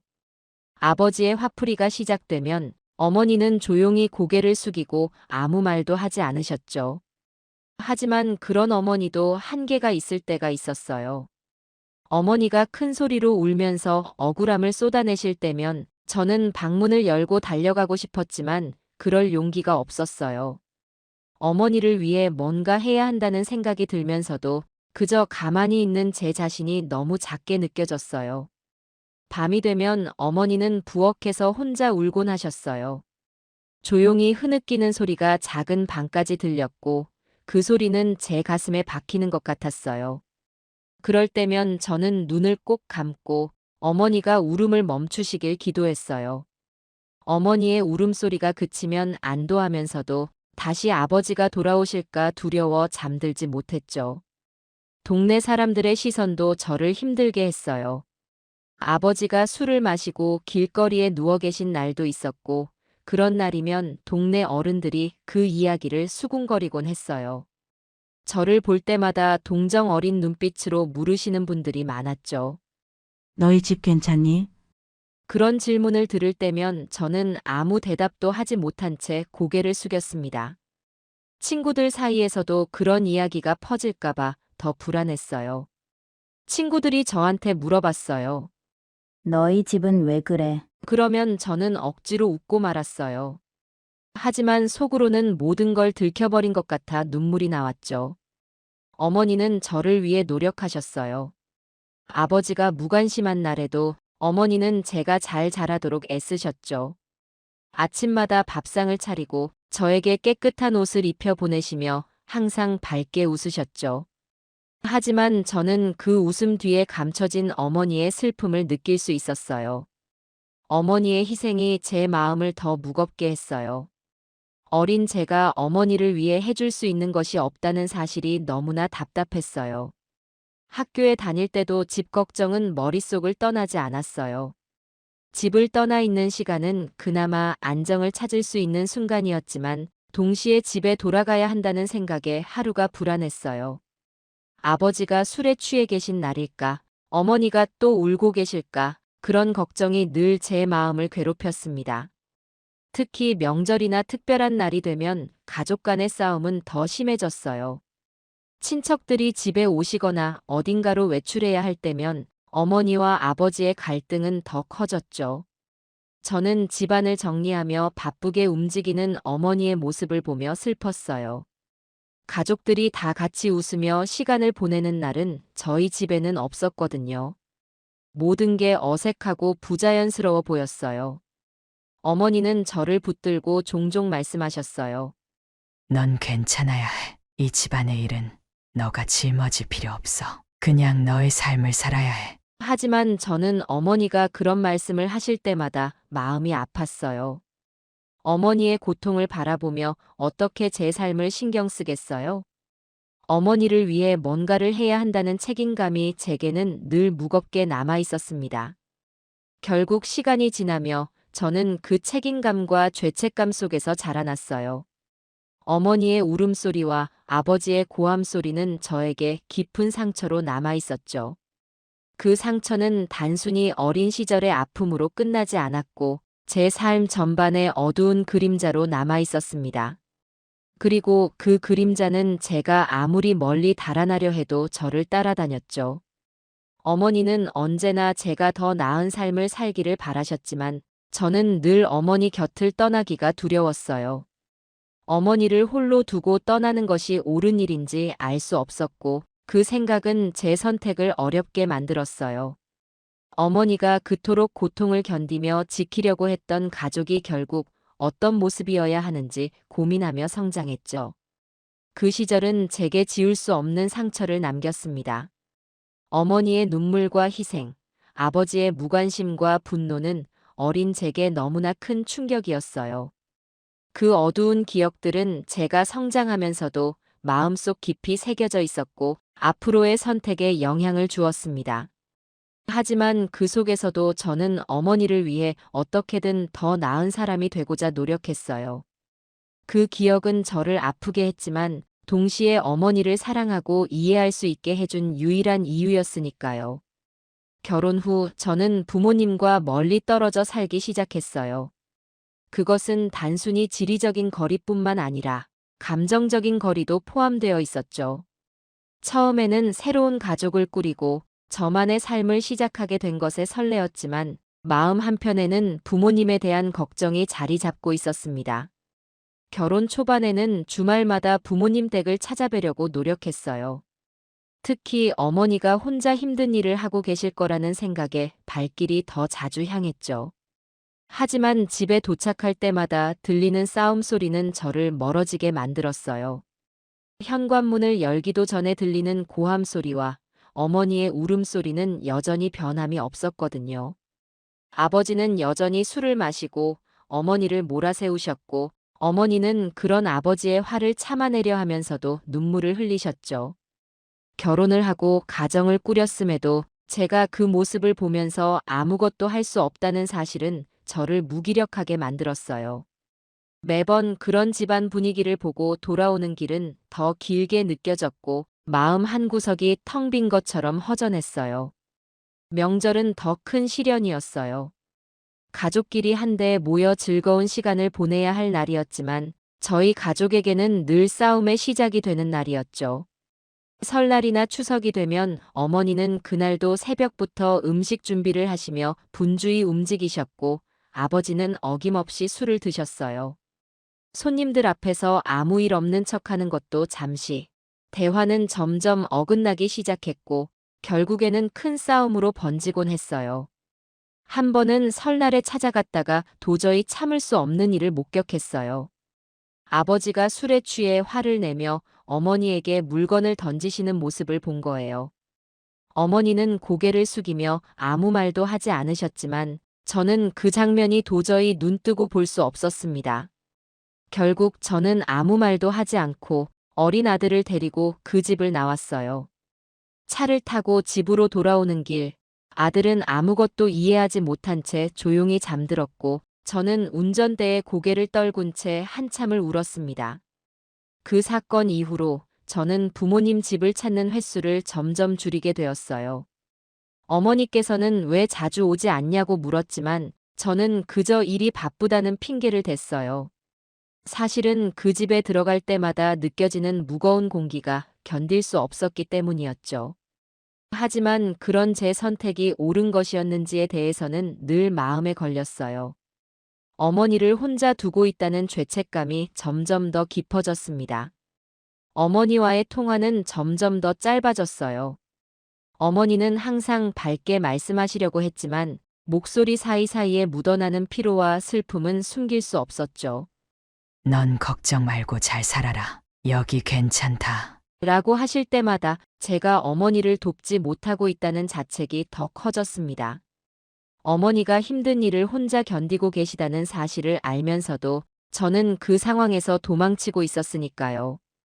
시간이 지나면서 어머니와의 대화는 점점 더 적어졌고 방문 횟수도 명절로 한정되었어요.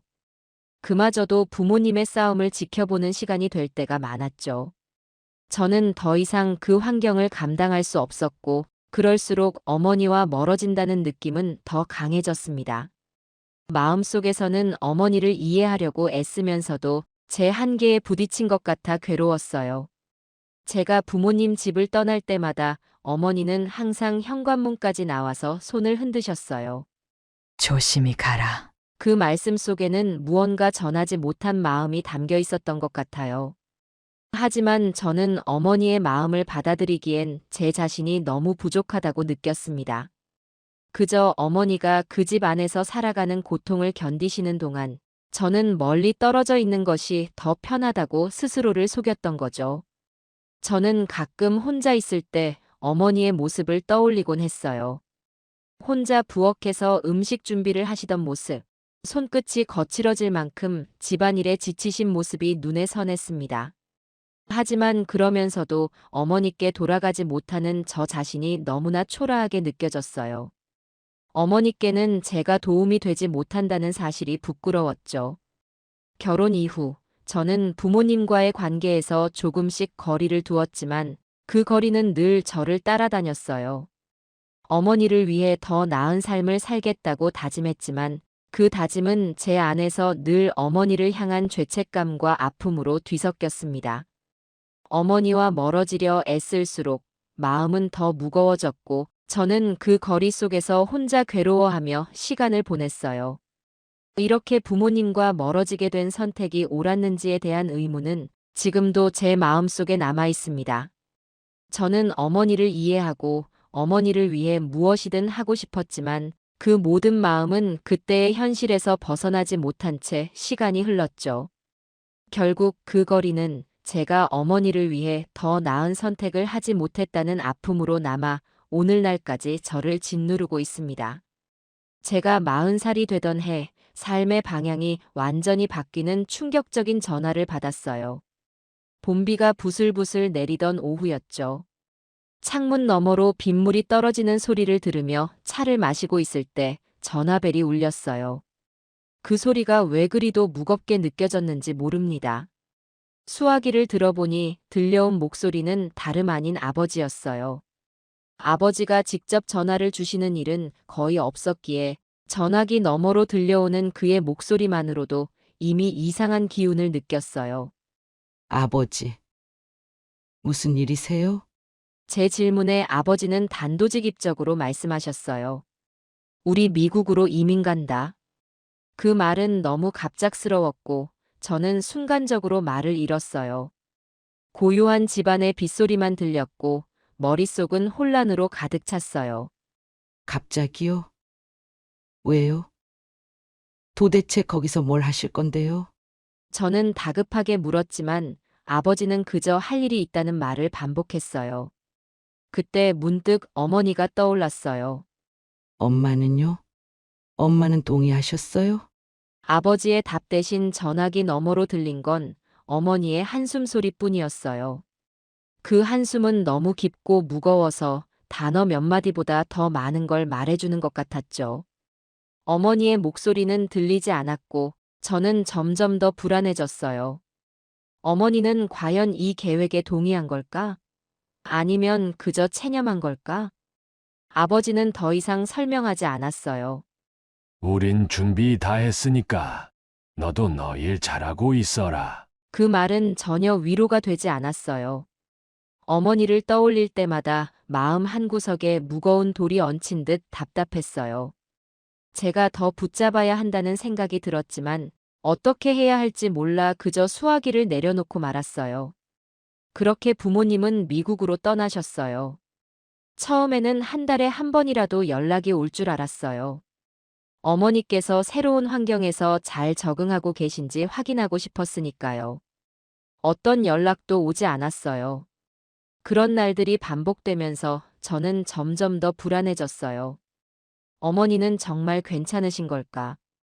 혹시 무언가 숨기고 계신 것은 아닐까? 그런 생각들이 제 머릿속을 떠나지 않았어요. 1년이 지나고 2년이 지나도 어머니의 목소리를 들을 수 없다는 사실은 제게 너무도 큰 공허함으로 다가왔어요. 특히 명절이 다가오면 어머니 생각이 더욱 간절해졌어요. 어머니와 함께 설날에 떡국을 끓이던 기억이나 추석에 송편을 빚으며 웃음 짓던 모습이 눈앞에 아른거렸어요. 하지만 어머니께서 멀리 계신다는 현실은 점점 더 무겁게 제게 다가왔어요. 명절날이면 어머니가 차려주셨던 따뜻한 밥상과 환하게 웃으셨던 얼굴이 떠올랐고 그리움과 후회가 한꺼번에 밀려왔어요. 시간이 지날수록 어머니의 얼굴이 점점 흐릿해지는 느낌이 들었어요. 그 모습이 살며시 떠오를 때마다 제가 더 열심히 어머니와의 연결을 유지했어야 한다는 후회가 밀려왔습니다. 하지만 무언가 행동으로 옮기기에는 너무 멀리 떨어져 있었고 스스로 느끼는 무력감이 저를 점점 더 짓눌렀어요. 그렇게 몇 해가 지나면서 어머니와의 관계는 사실상 끊어진 것과 다름없어졌어요. 저는 여전히 어머니가 그곳에서 무사하시기를 바랐지만 제 바람은 점점 더 희미해졌고 현실은 어머니와 저의 연결이 완전히 단절되었다는 사실을 알려주고 있었죠. 그 끊어진 연결은 제가 어머니를 지켜드리지 못했다는 가장 큰 후회로 남아 제 삶의 깊은 그림자를 드리웠습니다. 5년이라는 시간이 흘렀어요. 어머니의 목소리도 듣지 못한 채, 어머니의 안부를 확인하지 못한 채 그렇게 시간이 흘렀죠. 명절마다 어머니를 떠올리며 한숨을 쉬었습니다. 그래도 어머니가 건강하게 잘 지내시리라 믿으려고 애썼어요. 그러던 어느 날 너무나도 오랜만에 아버지로부터 전화가 왔습니다. 평소와 다름없이 조용한 아침이었어요. 그날따라 전화벨 소리가 유난히 크게 들리는 것처럼 느껴졌어요. 수화기를 들어 아버지의 목소리를 듣는 순간 무언가 잘못되었다는 걸 직감할 수 있었어요. 네 엄마가 돌아가셨다. 아버지는 단도직입적으로 그렇게 말했습니다. 순간적으로 숨이 막혀 아무 말도 할 수 없었어요. 뭐라고요? 갑자기요? 왜요? 저는 정신없이 되물었지만 아버지는 차갑게 대답했어요. 병으로 죽었다. 장례는 끝났다. 그 한마디를 끝으로 아버지는 전화를 끊어버렸습니다. 저는 멍하니 수화기를 들고 있었어요. 전화를 끊었다는 사실조차 인지하지 못할 만큼 그 순간이 비현실적으로 느껴졌습니다. 어머니가 돌아가셨다는 소식은 너무 갑작스럽고 받아들일 수 없는 말이었어요. 어머니의 마지막 모습을 보지도 못했고 어머니께 마지막 인사도 드리지 못했다는 생각이 제 머릿속에서 떠나지 않았어요. 저는 그날 이후로 몇 달 동안 제대로 잠을 잘 수 없었습니다. 잠에 들려고 하면 어머니의 모습이 떠올랐어요. 그리고 어머니께서 어떻게 돌아가셨는지조차 모른다는 사실이 저를 더욱 괴롭혔어요. 장례는 언제 치러졌는지, 어머니의 마지막 순간이 어땠는지 아무것도 알 수 없었어요. 시간이 지나도 마음속 공허함은 조금도 채워지지 않았습니다. 어머니께서 혼자 힘든 시간을 보내셨을 것이라는 죄책감이 저를 더욱 무겁게 짓눌렀어요. 어머니의 마지막을 함께하지 못했다는 사실은 저에게 너무나 큰 상처로 남았어요. 어머니의 마지막 순간에 제가 그곳에 있었다면 어머니께서 조금은 위로를 받으셨을지도 모른다는 생각이 떠나지 않았어요. 하지만 지금 와서 그런 가정을 해보는 건 아무런 의미도 없다는 걸 알면서도 저는 매일같이 그런 생각에 사로잡혔어요. 어머니의 죽음 이후 저는 혼자서 시간을 보내는 날들이 많아졌습니다. 사람들과의 대화도 줄어들었고 평소에 하던 일조차 제대로 하지 못할 만큼 마음이 무너져 있었어요. 또 한 번 어머니가 꿈에 나타나셨어요. 꿈속에서 어머니는 아무 말 없이 저를 바라보셨는데 그것조차 제게는 너무나도 큰 슬픔으로 다가왔습니다. 저는 어머니의 산소조차 알지 못한다는 사실이 가장 큰 고통이었어요. 어머니를 기억하고 기릴 방법조차 없다는 건 저를 끝없이 죄책감과 슬픔으로 몰아넣었죠. 어머니를 생각하며 매일 눈물을 흘리는 날들이 계속됐습니다. 어머니가 떠난 이후의 삶은 저에게 끝없는 상실감을 안겨주었어요. 어머니와의 마지막 인사를 나누지 못했다는 후회와 그동안 어머니를 충분히 지켜드리지 못했다는 자책감이 제 삶의 깊은 그림자로 남아 있었습니다. 그 후로 20년이 흘렀어요. 비가 부슬부슬 내리던 어느 날 갑자기 아들이 찾아왔어요. 평일 낮 시간에 아들이 오는 건 드문 일이라 조금 놀랐죠. 어머니, 이번 주말에 우리 다 같이 여행 갈까요? 애들도 할머니랑 놀고 싶어 해요. 섬 여행이라고 했어요. 배를 타고 가는 멀리 있는 섬이래요. 처음에는 고개를 저었어요. 이 나이에 무슨 여행이냐. 텃밭도 봐야 하고. 그러면서 핑계를 대고 거절했죠. 그러자 전화기 너머로 손주들의 목소리가 들려왔어요. 할머니, 제발요. 저번에 약속하셨잖아요. 맞아요. 지난번 손주들이 왔을 때 언젠가 같이 여행 가자고 약속했었죠. 그땐 그저 애들 달래느라 한 말이었는데. 할머니가 오시면 제가 조개도 잡아드릴게요. 큰 손주의 목소리가 들려왔어요. 저는 불가사리 찾아드릴게요. 작은 손주도 신이 나서 외치는 게 들렸어요. 결국 저는 웃음을 터뜨리고 말았죠. 알았다. 알았어. 할머니가 갈게. 아들은 이미 펜션까지 예약해 놓았다며 들떠 있었어요. 바다가 보이는 예쁜 펜션이에요. 어머니 꼭 좋아하실 거예요. 그날 저녁 옷장을 열어보니 여행 갈 만한 옷이 마땅치 않았어요. 항상 동네 슈퍼 가는 옷들 뿐이라 조금 걱정되더라고요. 결국 장롱 깊숙이 넣어둔 오래된 꽃무늬 원피스를 꺼냈어요.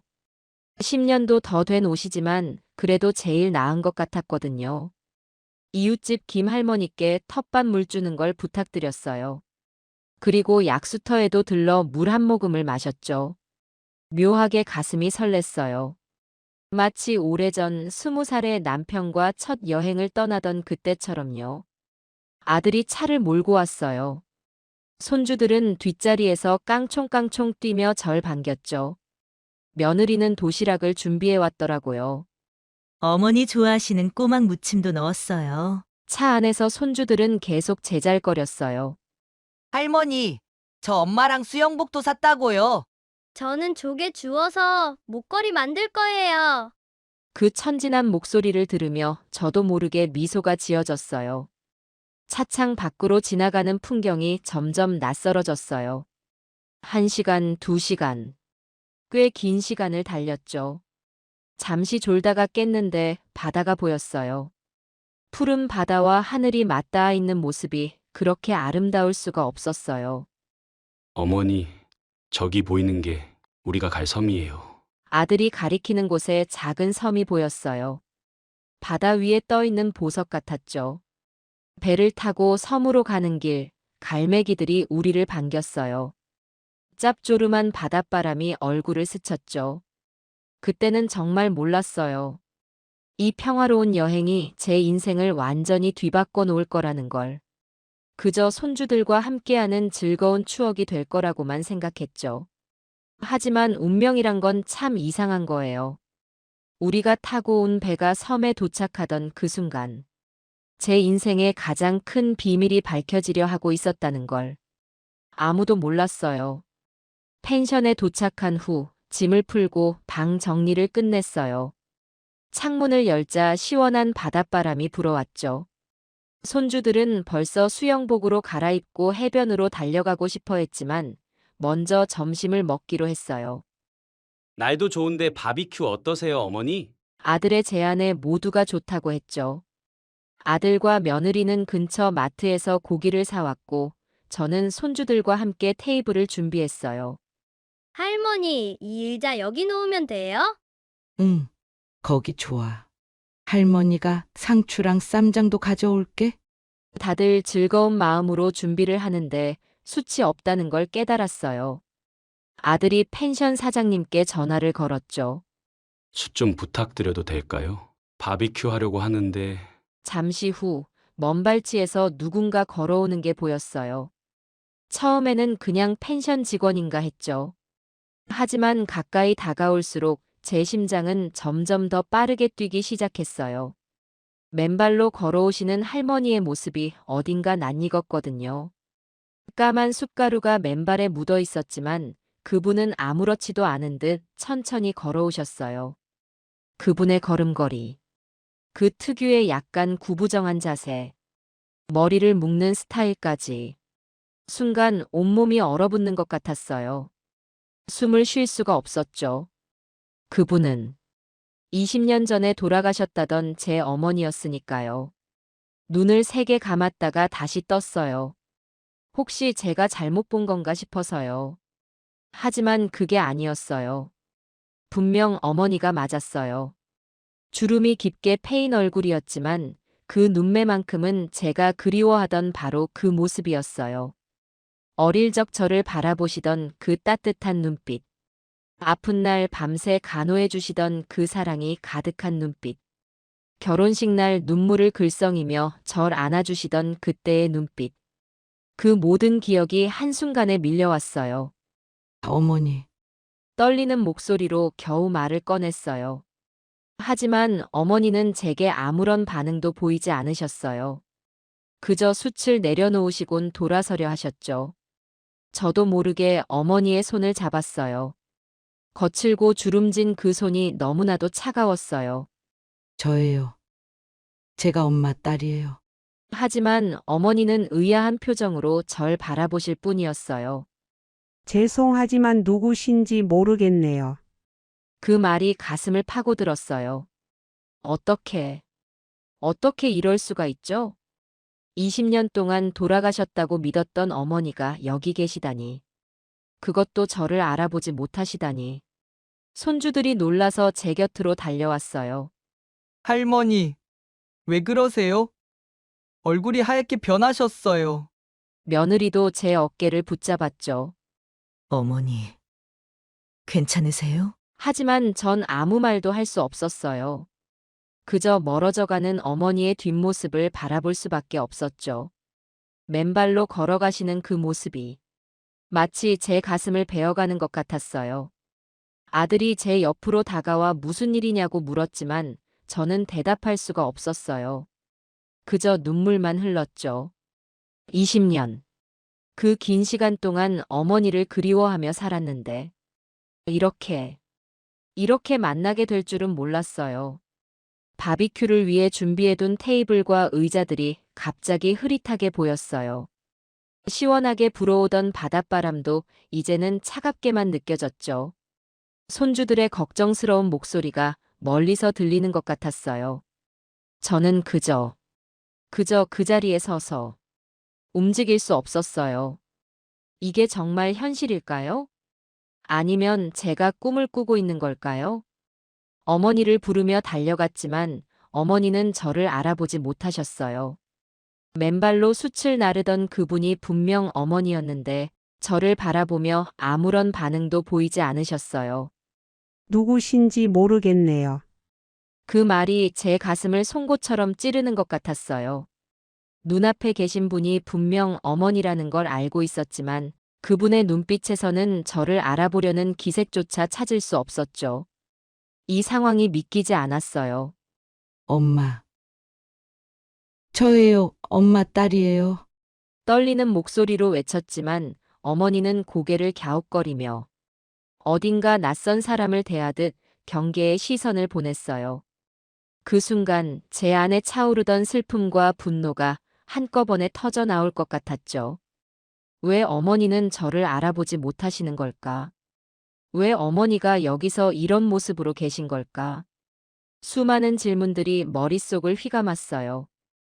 그때 펜션의 문이 열리며 한 남자가 나왔어요. 무슨 일이십니까? 낯익은 목소리였지만 그 목소리가 누구의 것인지 바로 알아차리기 어려웠어요. 하지만 남자가 가까이 다가오는 순간 모든 것이 명확해졌죠. 그는 다름 아닌 제 아버지였습니다. 세월이 흘렀지만 아버지라는 걸 알아보는 데는 시간이 걸리지 않았어요. 그러나 그의 모습은 너무도 낯설었어요. 깔끔하게 다듬어진 머리와 명품으로 치장된 옷차림. 그 모습은 제가 기억하던 술에 절어 살던 아버지와는 너무나 달랐습니다. 아버지를 보는 순간 제 머릿속에는 불길한 예감이 스쳐갔어요. 아버지 왜 여기 계신 거예요?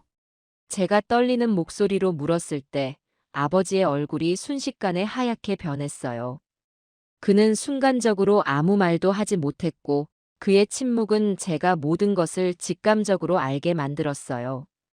이 모든 상황이 계획된 거였다는 걸요. 아버지의 표정을 통해 저는 진실을 느낄 수 있었어요. 어머니가 여기 계신 것도 제가 이제야 이곳에 오게 된 것도 모든 것이 아버지의 선택과 행동으로 이루어진 것임을 깨달았죠. 어머니가 왜 여기 계세요? 왜 저에게 돌아가셨다고 속이셨습니까? 저는 억눌린 분노와 혼란스러운 마음으로 아버지에게 물었지만 그는 대답하지 않았어요. 대신 그는 어머니를 보며 저 안으로 들어가 계시죠. 여기 시끄러워질 테니까. 라고 말했어요. 그 말에 어머니는 잠자코 뒤돌아 펜션 안으로 들어가셨어요. 그 순간 저는 제 어머니가 기억을 잃으셨다는 것을 확신했어요. 제게 아무런 말도 하지 못하고 그저 아버지의 말에 순종하듯 움직이시는 모습에서 느낄 수 있었죠. 도대체 무슨 짓을 한 겁니까? 저는 더 이상 참을 수가 없었어요. 아버지에게 다가가 그의 눈을 마주보며 물었어요. 그는 여전히 아무 말도 하지 않았지만 그의 침묵 속에서 죄책감이 엿보였습니다. 펜션 직원으로 보이는 사람이 우리를 멀리서 지켜보며 서 있었습니다. 그들의 눈빛에서도 무언가를 알고 있다는 느낌이 들었어요. 분명 이 작은 섬에서 벌어진 모든 일에 대해 아는 사람들이 더 있을 거라는 생각이 들었죠. 저는 곧장 펜션 주변을 둘러보기 시작했고 그곳에서 어머니가 사용하시던 것으로 보이는 허름한 생활 도구들과 작업 도구들을 발견했어요. 어머니는 이곳에서 일하고 계셨던 거예요. 아니, 더 정확히 말하면 일할 수밖에 없는 상황이셨던 거죠. 저는 어머니의 손을 봤어요. 거칠고 상처투성이었어요. 그 손은 제가 어릴 적 기억하던 어머니의 부드러운 손이 아니었어요. 왜 어머니를 이렇게 만든 겁니까? 저는 아버지에게 소리쳤어요. 하지만 그는 여전히 말이 없었고 그의 침묵은 더 많은 것을 말해주고 있었습니다. 그 순간 저는 모든 진실이 얽힌 실타래처럼 엉켜 있다는 것을 알았어요. 이것은 단순히 우연으로 이루어진 상황이 아니었고 아버지의 계획과 그동안의 행동이 만들어낸 결과였다는 것을요. 모든 것이 서서히 명확해지기 시작했지만 그 과정에서 느낀 혼란은 말로 다 표현할 수 없는 것이었어요. 그때 동네 할머니 한 분이 저를 유심히 바라보시더니 조용히 다가오셨어요. 그쪽, 여기 처음 와본 거지? 저기 펜션에서 나온 사람 아니요? 낯선 질문에 놀란 저는 고개를 끄덕이며 어머니에 대해 물어봤어요. 그러자 할머니는 깊은 한숨을 쉬시더니 작게 속삭이듯 말씀하기 시작했어요. 그분의 첫마디는 저를 충격과 분노로 몰아넣었죠. 그 여자 참 고생 많이 했어요. 저런 인간 때문에. 할머니의 말은 마치 작은 불꽃처럼 제 안의 불안을 확실한 현실로 만들어 주었어요. 아버지가 이곳에서 어머니를 어떻게 대했는지, 그리고 어머니가 어떤 삶을 살아왔는지, 그동안 숨겨져 있던 진실이 서서히 밝혀지기 시작했어요. 할머니는 말하길, 어머니는 이곳에서 하인이나 다름없는 삶을 살고 계셨다고 했어요. 새벽부터 일어나 펜션 손님들의 방을 청소하고 빨래를 하고 펜션 뒤에 있는 밭에서 농사를 짓는 일까지 도맡으셨다고 했죠. 밥은 제대로 챙겨 먹었는지 모르겠네. 그 나이에 새벽부터 밤늦게까지 일만 하더라고. 할머니는 안타까운 눈빛으로 어머니의 삶을 이야기하셨어요. 더 충격적이었던 건 아버지가 어머니를 하인처럼 대하며 무시했다는 사실이었어요. 당신은 내가 고용한 일꾼일 뿐이야. 아버지가 어머니에게 자주 했다는 말이었죠. 그 말이 얼마나 잔인하게 들렸는지 모릅니다. 저는 그 순간에도 이 모든 일이 믿기지 않았어요. 그런 말을 듣고도, 그런 대우를 받고도 어머니께서 그 자리를 떠나지 못하셨다는 사실이 더욱 가슴 아팠어요. 어느 날 어머니가 과로로 쓰러지셨다고 했어요. 할머니는 그날을 생생히 기억하고 계셨어요.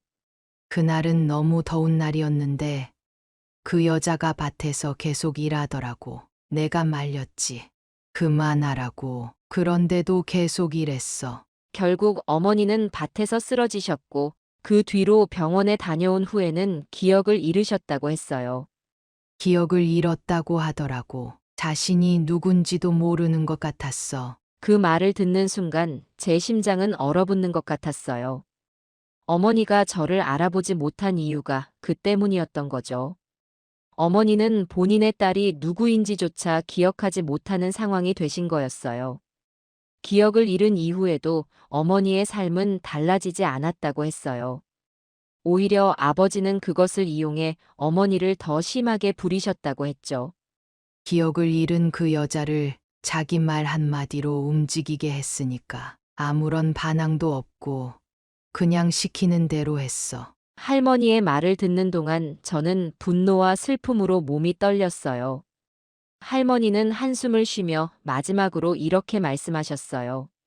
너무 안타까워서 내가 몇 번 말리려고 했는데 그 남자가 너무 단호했어. 저 여자가 여기서 나가면 안 된다고. 어쩔 수 없었지. 그 말을 들으며 저는 더 이상 이 모든 상황을 참을 수 없었어요. 아버지가 저질렀던 짓들을 생각하니 숨이 막힐 것 같았고 어머니께서 얼마나 고통스러운 시간을 보내셨을지 상상조차 할 수 없었죠. 펜션으로 돌아가는 길에 저는 어머니가 이곳에서 보냈을 날들에 대해 머릿속으로 그려볼 수밖에 없었어요. 새벽부터 밤늦게까지 쉬지 못하고 일만 하셨을 어머니의 모습이 떠올랐고 그런 어머니를 홀대하며 모른 척한 아버지의 모습이 떠올랐습니다. 어머니께서 기억을 잃고도 계속해서 일해야 했던 그 시간들, 그리고 그동안 제가 어머니를 만나지 못한 이유가 아버지의 이기적인 계획 때문이었다는 사실이 저를 완전히 무너뜨렸어요.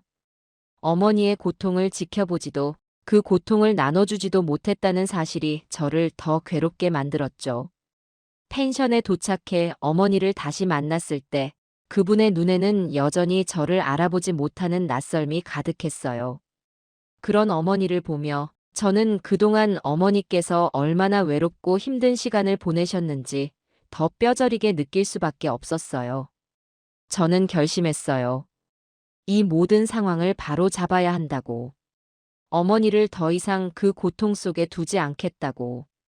저는 더 이상 참을 수가 없었어요. 할머니께 들은 이야기가 머릿속에서 떠나지 않았고 눈앞에서 침묵으로 일관하는 아버지의 모습이 저를 폭발 직전으로 몰아갔습니다. 숨을 깊게 들이마셨지만 가슴속에 쌓인 분노와 슬픔은 더 이상 억누를 수 없었어요. 아버지, 어떻게 이럴 수가 있어요? 제 목소리는 떨리고 있었지만 말은 단호하게 나왔어요. 어머니를 죽었다고 속이고 이렇게 노예처럼 부리다니. 도대체 양심이 있으신 거예요? 아버지는 여전히 고개를 들지 않았어요. 그의 침묵이 더 큰 분노를 불러일으켰어요. 저는 한 걸음 더 다가가 그의 얼굴을 똑바로 보며 외쳤습니다. 왜 그러셨어요? 어머니께서 무슨 잘못을 하셨길래 이런 대우를 받아야 했나요? 왜 어머니를 그렇게까지 괴롭히셨냐고요? 그 순간 아버지는 처음으로 고개를 숙이셨어요. 하지만 그것은 진심 어린 사과의 몸짓이 아니었어요. 그의 태도에서 후회나 반성보다는 무언가 숨기고 있다는 느낌이 들었어요. 네 어미가, 그는 낮고 가라앉은 목소리로 말을 이어갔어요. 네 어미가 이혼한다고 해서 이렇게라도 했어. 그 말을 듣는 순간 저는 더 이상 감정을 억누를 수가 없었어요. 이혼이라는 단어가 내뱉어졌을 때 그 말 속에는 아버지의 자격지심과 오만이 가득 담겨 있었습니다. 자신의 자존심을 지키기 위해 아버지는 어머니를 속이고 이곳으로 데려와 기억을 잃은 상태에서도 그녀를 부려먹었던 겁니다. 그 모든 진실이 너무나 분명하게 드러나고 있었죠. 그래서 이렇게라도 했다고요? 그래서 어머니를 죽은 사람으로 만들고 노예처럼 부린 게 당연하다는 말씀이세요? 제 목소리는 한층 더 높아졌고 분노로 가득 찬 눈으로 아버지를 바라봤어요. 그는 여전히 고개를 들지 않았지만 저의 말을 막으려는 듯 손을 내저으며 말했어요. 너가 뭘 알아? 그땐 내가 선택할 수 있는 게 없었어. 선택할 수 있는 게 없었다고요? 그 말이 너무 어이없고 비겁하게 느껴져서 저는 순간적으로 폭발했습니다. 그럼 어머니의 선택은요? 어머니는 이 삶을 원하셨다고 생각해요? 도대체 누구를 위한 선택이었냐고요? 제 말이 이어질수록 아버지의 어깨가 움츠러드는 것이 보였어요.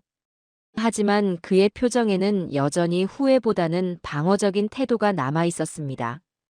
그 순간 저는 참을 수 없다는 것을 깨달았어요. 제 손이 아버지의 뺨을 향해 날아갔습니다. 차갑게 닫힌 그의 입을 열게 할 방법은 그것뿐이라는 생각이 들었죠. 제 손이 그의 얼굴에 닿는 소리가 공기 속에 울렸고 아버지는 얼굴을 감싸며 뒤로 한 걸음 물러섰어요. 그의 표정은 당황과 분노 그리고 약간의 두려움이 섞인 것이었죠. 아버지는 어머니께 어떤 상처를 주셨는지 모를 거예요. 저는 낮은 목소리로 말을 이어갔습니다. 아니, 알고도 외면하셨겠죠. 자신의 자존심과 이기심 때문에 어머니를 이렇게 만든 거잖아요. 그는 아무런 대답도 하지 않았습니다. 그의 침묵이 더 크게 울리는 것 같았고 그 침묵 속에서 저는 그의 무책임함과 비겁함을 더 분명히 느낄 수 있었어요. 어머니가 겪은 고통이 그리고 제가 느낀 상실감과 죄책감이 한꺼번에 밀려오면서 저는 그 자리에 서서 아버지를 더 이상 바라볼 수가 없었어요. 그 순간 저는 결심했어요. 더는 아버지의 변명을 듣지 않겠다고, 그리고 어머니를 이곳에서 반드시 데리고 나가겠다고. 저는 어머니를 이 지옥 같은 곳에서 데리고 나갈 겁니다. 단호한 목소리로 선언하듯 말한 뒤 저는 어머니가 계신 곳으로 걸어갔습니다. 아버지는 제 뒤에서 아무 말도 하지 않았고 그의 침묵이 더 이상 저를 막을 수 없다는 것을 알았습니다. 그날 저는 어머니와 아버지 사이에 얽힌 진실을 깨달았지만 그 진실은 더 큰 분노와 슬픔만을 남겼습니다. 그리고 저는 그 감정을 동력으로 삼아 어머니를 위해 행동하기로 마음먹었어요.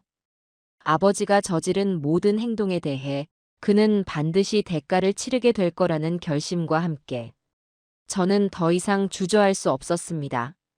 아버지가 저지른 모든 일을 바로잡아야겠다고 마음먹었죠.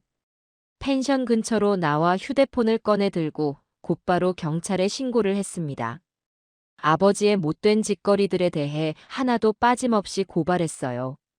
경찰의 질문에 최대한 상세하게 대답하며 어머니가 이곳에서 어떤 대우를 받았는지 그리고 아버지가 어떤 식으로 어머니를 통제하며 이곳에 가둬두었는지 설명했습니다.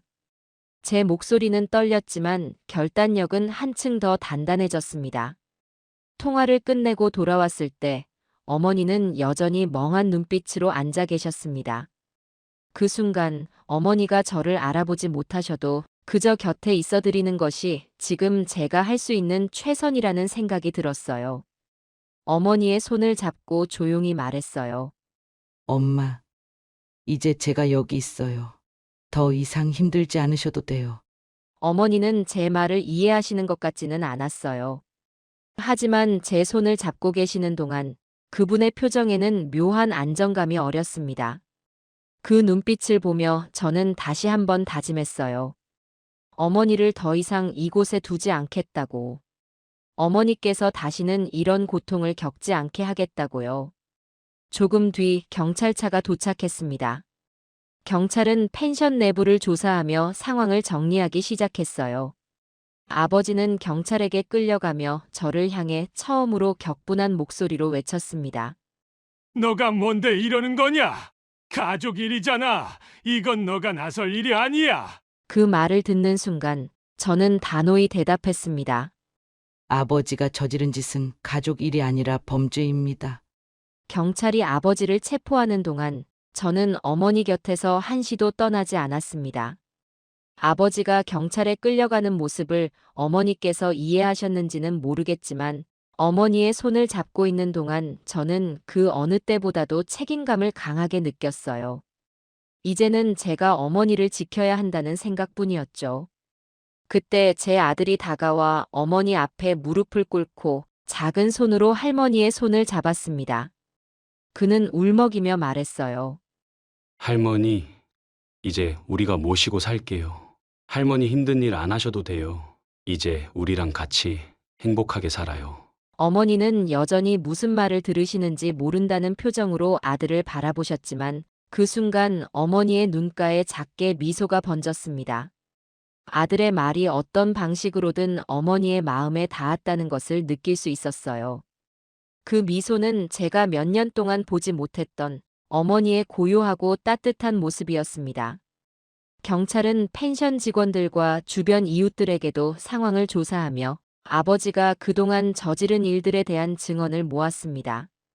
아버지가 얼마나 무자비하게 어머니를 대했는지, 그리고 이웃들이 그 상황을 얼마나 안타까워했는지에 대한 이야기들이 속속들이 나왔어요. 그 과정에서 저는 다시 한번 아버지의 행동에 치가 떨렸습니다. 하지만 동시에 이제 어머니가 더 이상 그 지옥 같은 환경에 머물지 않아도 된다는 안도감도 느꼈어요.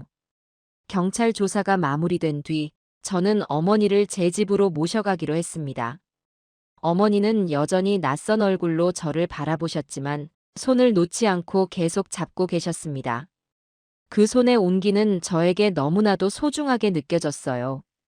그날 저녁 아버지는 경찰서로 이송되었고 저는 어머니와 함께 펜션을 떠나기로 했습니다. 어머니를 차에 태우고 돌아오는 길, 제 아들은 어머니의 손을 꼭 잡고 조용히 울고 있었어요.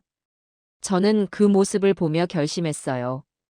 어머니께서 앞으로는 따뜻하고 편안한 삶을 사시도록 제가 모든 것을 바치겠다고요. 그날은 긴 하루였지만 저에게는 정의를 위한 첫걸음이었습니다. 어머니를 위해 그리고 저 자신을 위해 반드시 해야 했던 일이었죠. 이제야 비로소 저는 어머니께 조금이나마 보답할 수 있을 것 같았습니다. 어머니를 제 집으로 모시고 온 첫날, 저는 긴장과 설렘이 뒤섞인 감정을 느꼈어요. 어머니께서 이제는 더 이상 고된 일을 하지 않으셔도 된다는 사실에 안도하면서도 어머니가 이곳에서 편안함을 느끼실 수 있을지 걱정이 앞섰죠. 집에 들어오신 어머니는 낯선 곳에 온 사람처럼 주변을 두리번거리며 조심스럽게 움직이셨어요. 그 모습이 너무나 안타까웠어요. 제 어머니께서 살던 집처럼 편안하게 느껴지게 만들고 싶었죠. 저는 매일 아침 일찍 일어나 따뜻한 국을 끓이고 밥상을 차렸어요. 엄마, 아침이에요. 드셔야죠. 저는 어머니를 부르며 부드럽게 미소 지었지만 어머니는 여전히 경계하듯 저를 바라보셨어요. 낯선 사람을 대하듯 어색한 표정을 짓는 어머니의 모습에 제 가슴이 또 한 번 무너지는 것 같았어요. 그럼에도 저는 포기하지 않았습니다. 어머니와 함께하는 매 순간을 소중히 여기며 정성을 다하기로 마음먹었어요. 어머니의 손을 잡고 산책을 나가기도 하고 옛날에 찍은 사진들을 꺼내 보여드리며 추억을 이야기했어요. 엄마, 이 사진 기억나세요? 이때 우리가 마을 축제에서 찍은 거잖아요. 엄마가 한복 입고 정말 예쁘셨던 날이에요. 하지만 어머니는 사진을 바라보며 조용히 고개를 저으셨어요. 기억이 나지 않는다는 뜻이었죠. 그럴 때마다 저는 속상했지만 겉으로는 밝게 웃으며 계속 이야기를 이어갔어요. 괜찮아요, 엄마. 제가 다 기억하고 있으니까. 그날 정말 행복했어요. 엄마가 해주신 떡볶이도 정말 맛있었고요. 시간이 지나면서 어머니는 조금씩 마음을 열기 시작하셨어요. 처음에는 제 손길을 피하셨지만 어느 순간부터는 제가 손을 내밀면 가만히 잡아주셨어요. 식탁에 앉아 계실 때도 제가 음식을 가져다 드리면 어느새 조용히 고개를 끄덕이며 드시기 시작하셨어요. 그런 작은 변화들이 저에게는 너무나 큰 희망처럼 느껴졌어요. 의사 선생님은 어머니께서 기억을 되찾으실 가능성이 있다고 하셨어요. 시간이 걸릴 수도 있고 완전히 돌아오지 않을 수도 있습니다. 하지만 긍정적인 환경과 자극이 있다면 가능성이 높아질 겁니다. 그 말을 듣고 저는 더욱더 어머니와 함께하는 시간을 소중히 여기기로 했어요. 매일같이 어머니와 대화를 나누며 과거의 추억들을 하나하나 풀어냈어요. 제가 어릴 때 어머니와 함께했던 순간들, 어머니께서 만들어주셨던 따뜻한 음식들, 그리고 어머니의 웃음이 제게 얼마나 큰 위로가 되었는지를 이야기했어요. 어머니는 그런 이야기를 들으며 가끔씩 고개를 끄덕이셨고 때로는 눈가가 촉촉해지기도 했어요. 그러던 어느 날 어머니께서 갑자기 저를 바라보며 작은 목소리로 말씀하셨어요. 미영아, 그 순간 저는 멈춰섰습니다. 어머니께서 제 이름을 부르신 거였어요. 믿기지 않을 정도로 기쁜 순간이었죠. 눈물이 주체할 수 없이 흘러내렸어요. 엄마, 제 이름 기억나세요? 저는 울면서 어머니의 손을 꼭 잡았어요. 어머니는 잠시 망설이는 듯 하더니 고개를 끄덕이며 흐릿한 미소를 지으셨어요. 그 미소는 제가 수년 동안 보지 못했던 제 어머니의 따뜻한 모습이었어요. 그날 이후 어머니께서는 조금씩 더 많은 것들을 기억해내기 시작하셨어요. 너 어릴 때 감기 걸렸을 때 내가 끓여줬던 미역국 기억나니? 그 말에 저는 웃으며 대답했어요. 그럼요, 엄마. 그 미역국 덕분에 금방 나았어요. 이제는 어머니와 함께 웃는 날이 점점 늘어나고 있어요. 아들이 할머니에게 장난을 치면 어머니는 부드럽게 웃으시며 손주를 쓰다듬어 주시곤 하세요. 그 모습을 보면서 저는 어머니의 삶이 다시 따뜻함으로 채워지고 있다는 걸 느낄 수 있었어요. 물론 어머니의 기억이 완전히 돌아온 것은 아니에요. 하지만 중요한 건 어머니께서 다시 가족과 함께 웃으실 수 있다는 점이에요. 그리고 저희 가족 모두가 그 웃음을 위해 무엇이든 할 준비가 되어 있다는 사실이에요. 어머니가 제 이름을 부르시던 그날, 저는 제 인생에서 가장 큰 선물을 받은 것 같은 기분이 들었어요. 그 순간의 기쁨과 감격은 말로 다 표현할 수 없었죠. 이제 우리는 새로운 삶을 시작했어요. 어머니를 제 집으로 모신 뒤 우리 가족은 조금씩 일상의 평온을 되찾아갔어요. 어머니는 매일 아침 저와 함께 텃밭으로 나가세요. 텃밭에서 자라고 있는 채소들을 바라보시는 어머니의 표정은 예전처럼 일꾼이 아닌 사랑받는 가족으로서의 안정감이 느껴졌어요. 어머니는 작은 호미를 들고 흙을 만지시는 동안 말없이 미소를 짓곤 하셨어요. 그 모습은 어린 시절, 어머니가 늘 저를 위해 일하던 모습을 떠올리게 했지만 이제는 전혀 다른 의미로 다가왔어요. 어머니께서 더 이상 억지로 무언가를 하실 필요가 없는 삶, 오롯이 사랑받고 편안함을 누리는 삶이 바로 지금의 모습이니까요. 손주들은 어머니를 너무나 좋아해요. 어머니 곁에 앉아 함께 텃밭에서 흙을 만지거나 저녁이면 거실에서 그림을 그리며 시간을 보내요. 증조 할머니, 이거 보세요. 저 토끼 그렸어요. 손주가 어머니께 종이를 보여드리면 어머니는 손주를 바라보며 부드럽게 웃으시곤 하세요. 가끔은 어머니께서 손주들의 이름을 헷갈리시기도 하지만 손주들은 그럴 때마다 더욱 할머니를 안아드리며 웃음을 터뜨려요. 그 모습을 보고 있으면 제 가슴도 따뜻해져요. 아버지는 이제 더 이상 우리 가족의 삶에 존재하지 않습니다. 그는 자신의 행동에 대한 법적 책임을 지고 수감되었어요. 처음에는 그 사실이 제게 복잡한 감정을 안겨줬지만 이제는 그마저도 정리된 기분이에요. 어머니를 그렇게까지 고통스럽게 했던 사람에게 정의가 내려졌다는 사실은 어머니와 저희 가족 모두에게 작은 위안이 되었죠. 어머니의 기억은 여전히 완전히 돌아오지 않았어요. 어머니는 가끔 저를 딸이라고 부르시면서도 제 이름을 떠올리지 못하실 때가 있어요. 그럴 때면 저는 조용히 어머니의 손을 잡으며 말하곤 해요. 괜찮아요, 엄마. 그냥 딸로 불러주셔도 돼요. 그렇게 어머니가 제게 손을 잡히시고 미소를 지으실 때 그동안의 모든 아픔이 눈 녹듯 사라지는 것 같아요. 매일매일 어머니와 함께 보내는 시간은 새로운 추억을 만들어가는 과정이기도 해요. 아침에 텃밭에서 채소를 수확하고 점심에는 손주들과 함께 간단한 음식을 만들어 먹어요. 어머니는 예전처럼 요리를 하지 않으시지만 옆에서 재료를 만지며 가끔 작은 조언을 해주세요. 여기엔 조금 더 간을 해야지. 그래야 맛이 맞아. 그럴 때마다 저는 어머니의 말을 따라 음식을 만들고 함께 웃으며 식탁에 앉아요. 어머니께서는 여전히 과거를 완전히 기억하시지는 못하지만 가끔 저와 함께 찍은 옛날 사진을 보시며 이때 참 좋았지. 라고 말씀하실 때가 있어요. 그럴 때마다 저는 어머니께 추억을 더 들려드리며 그날의 이야기를 풀어놓아요. 어머니는 그 이야기를 들으시며 조용히 고개를 끄덕이세요. 그런 순간들은 저에게 또 다른 행복으로 다가옵니다. 우리 가족은 이제야 진정한 행복을 찾아가고 있어요. 어머니는 더 이상 고된 노동에 시달리지 않으시고 사랑하는 가족들과 함께 평화로운 시간을 보내고 계세요. 손주들은 어머니 곁에서 웃음을 잃지 않고 저 역시 어머니를 돌보며 매일 새로운 희망을 품고 있어요. 예전에는 어머니의 삶이 상처와 고통으로 점철되어 있었다면 지금은 그 상처가 조금씩 치유되고 있는 시간이 되어가고 있어요.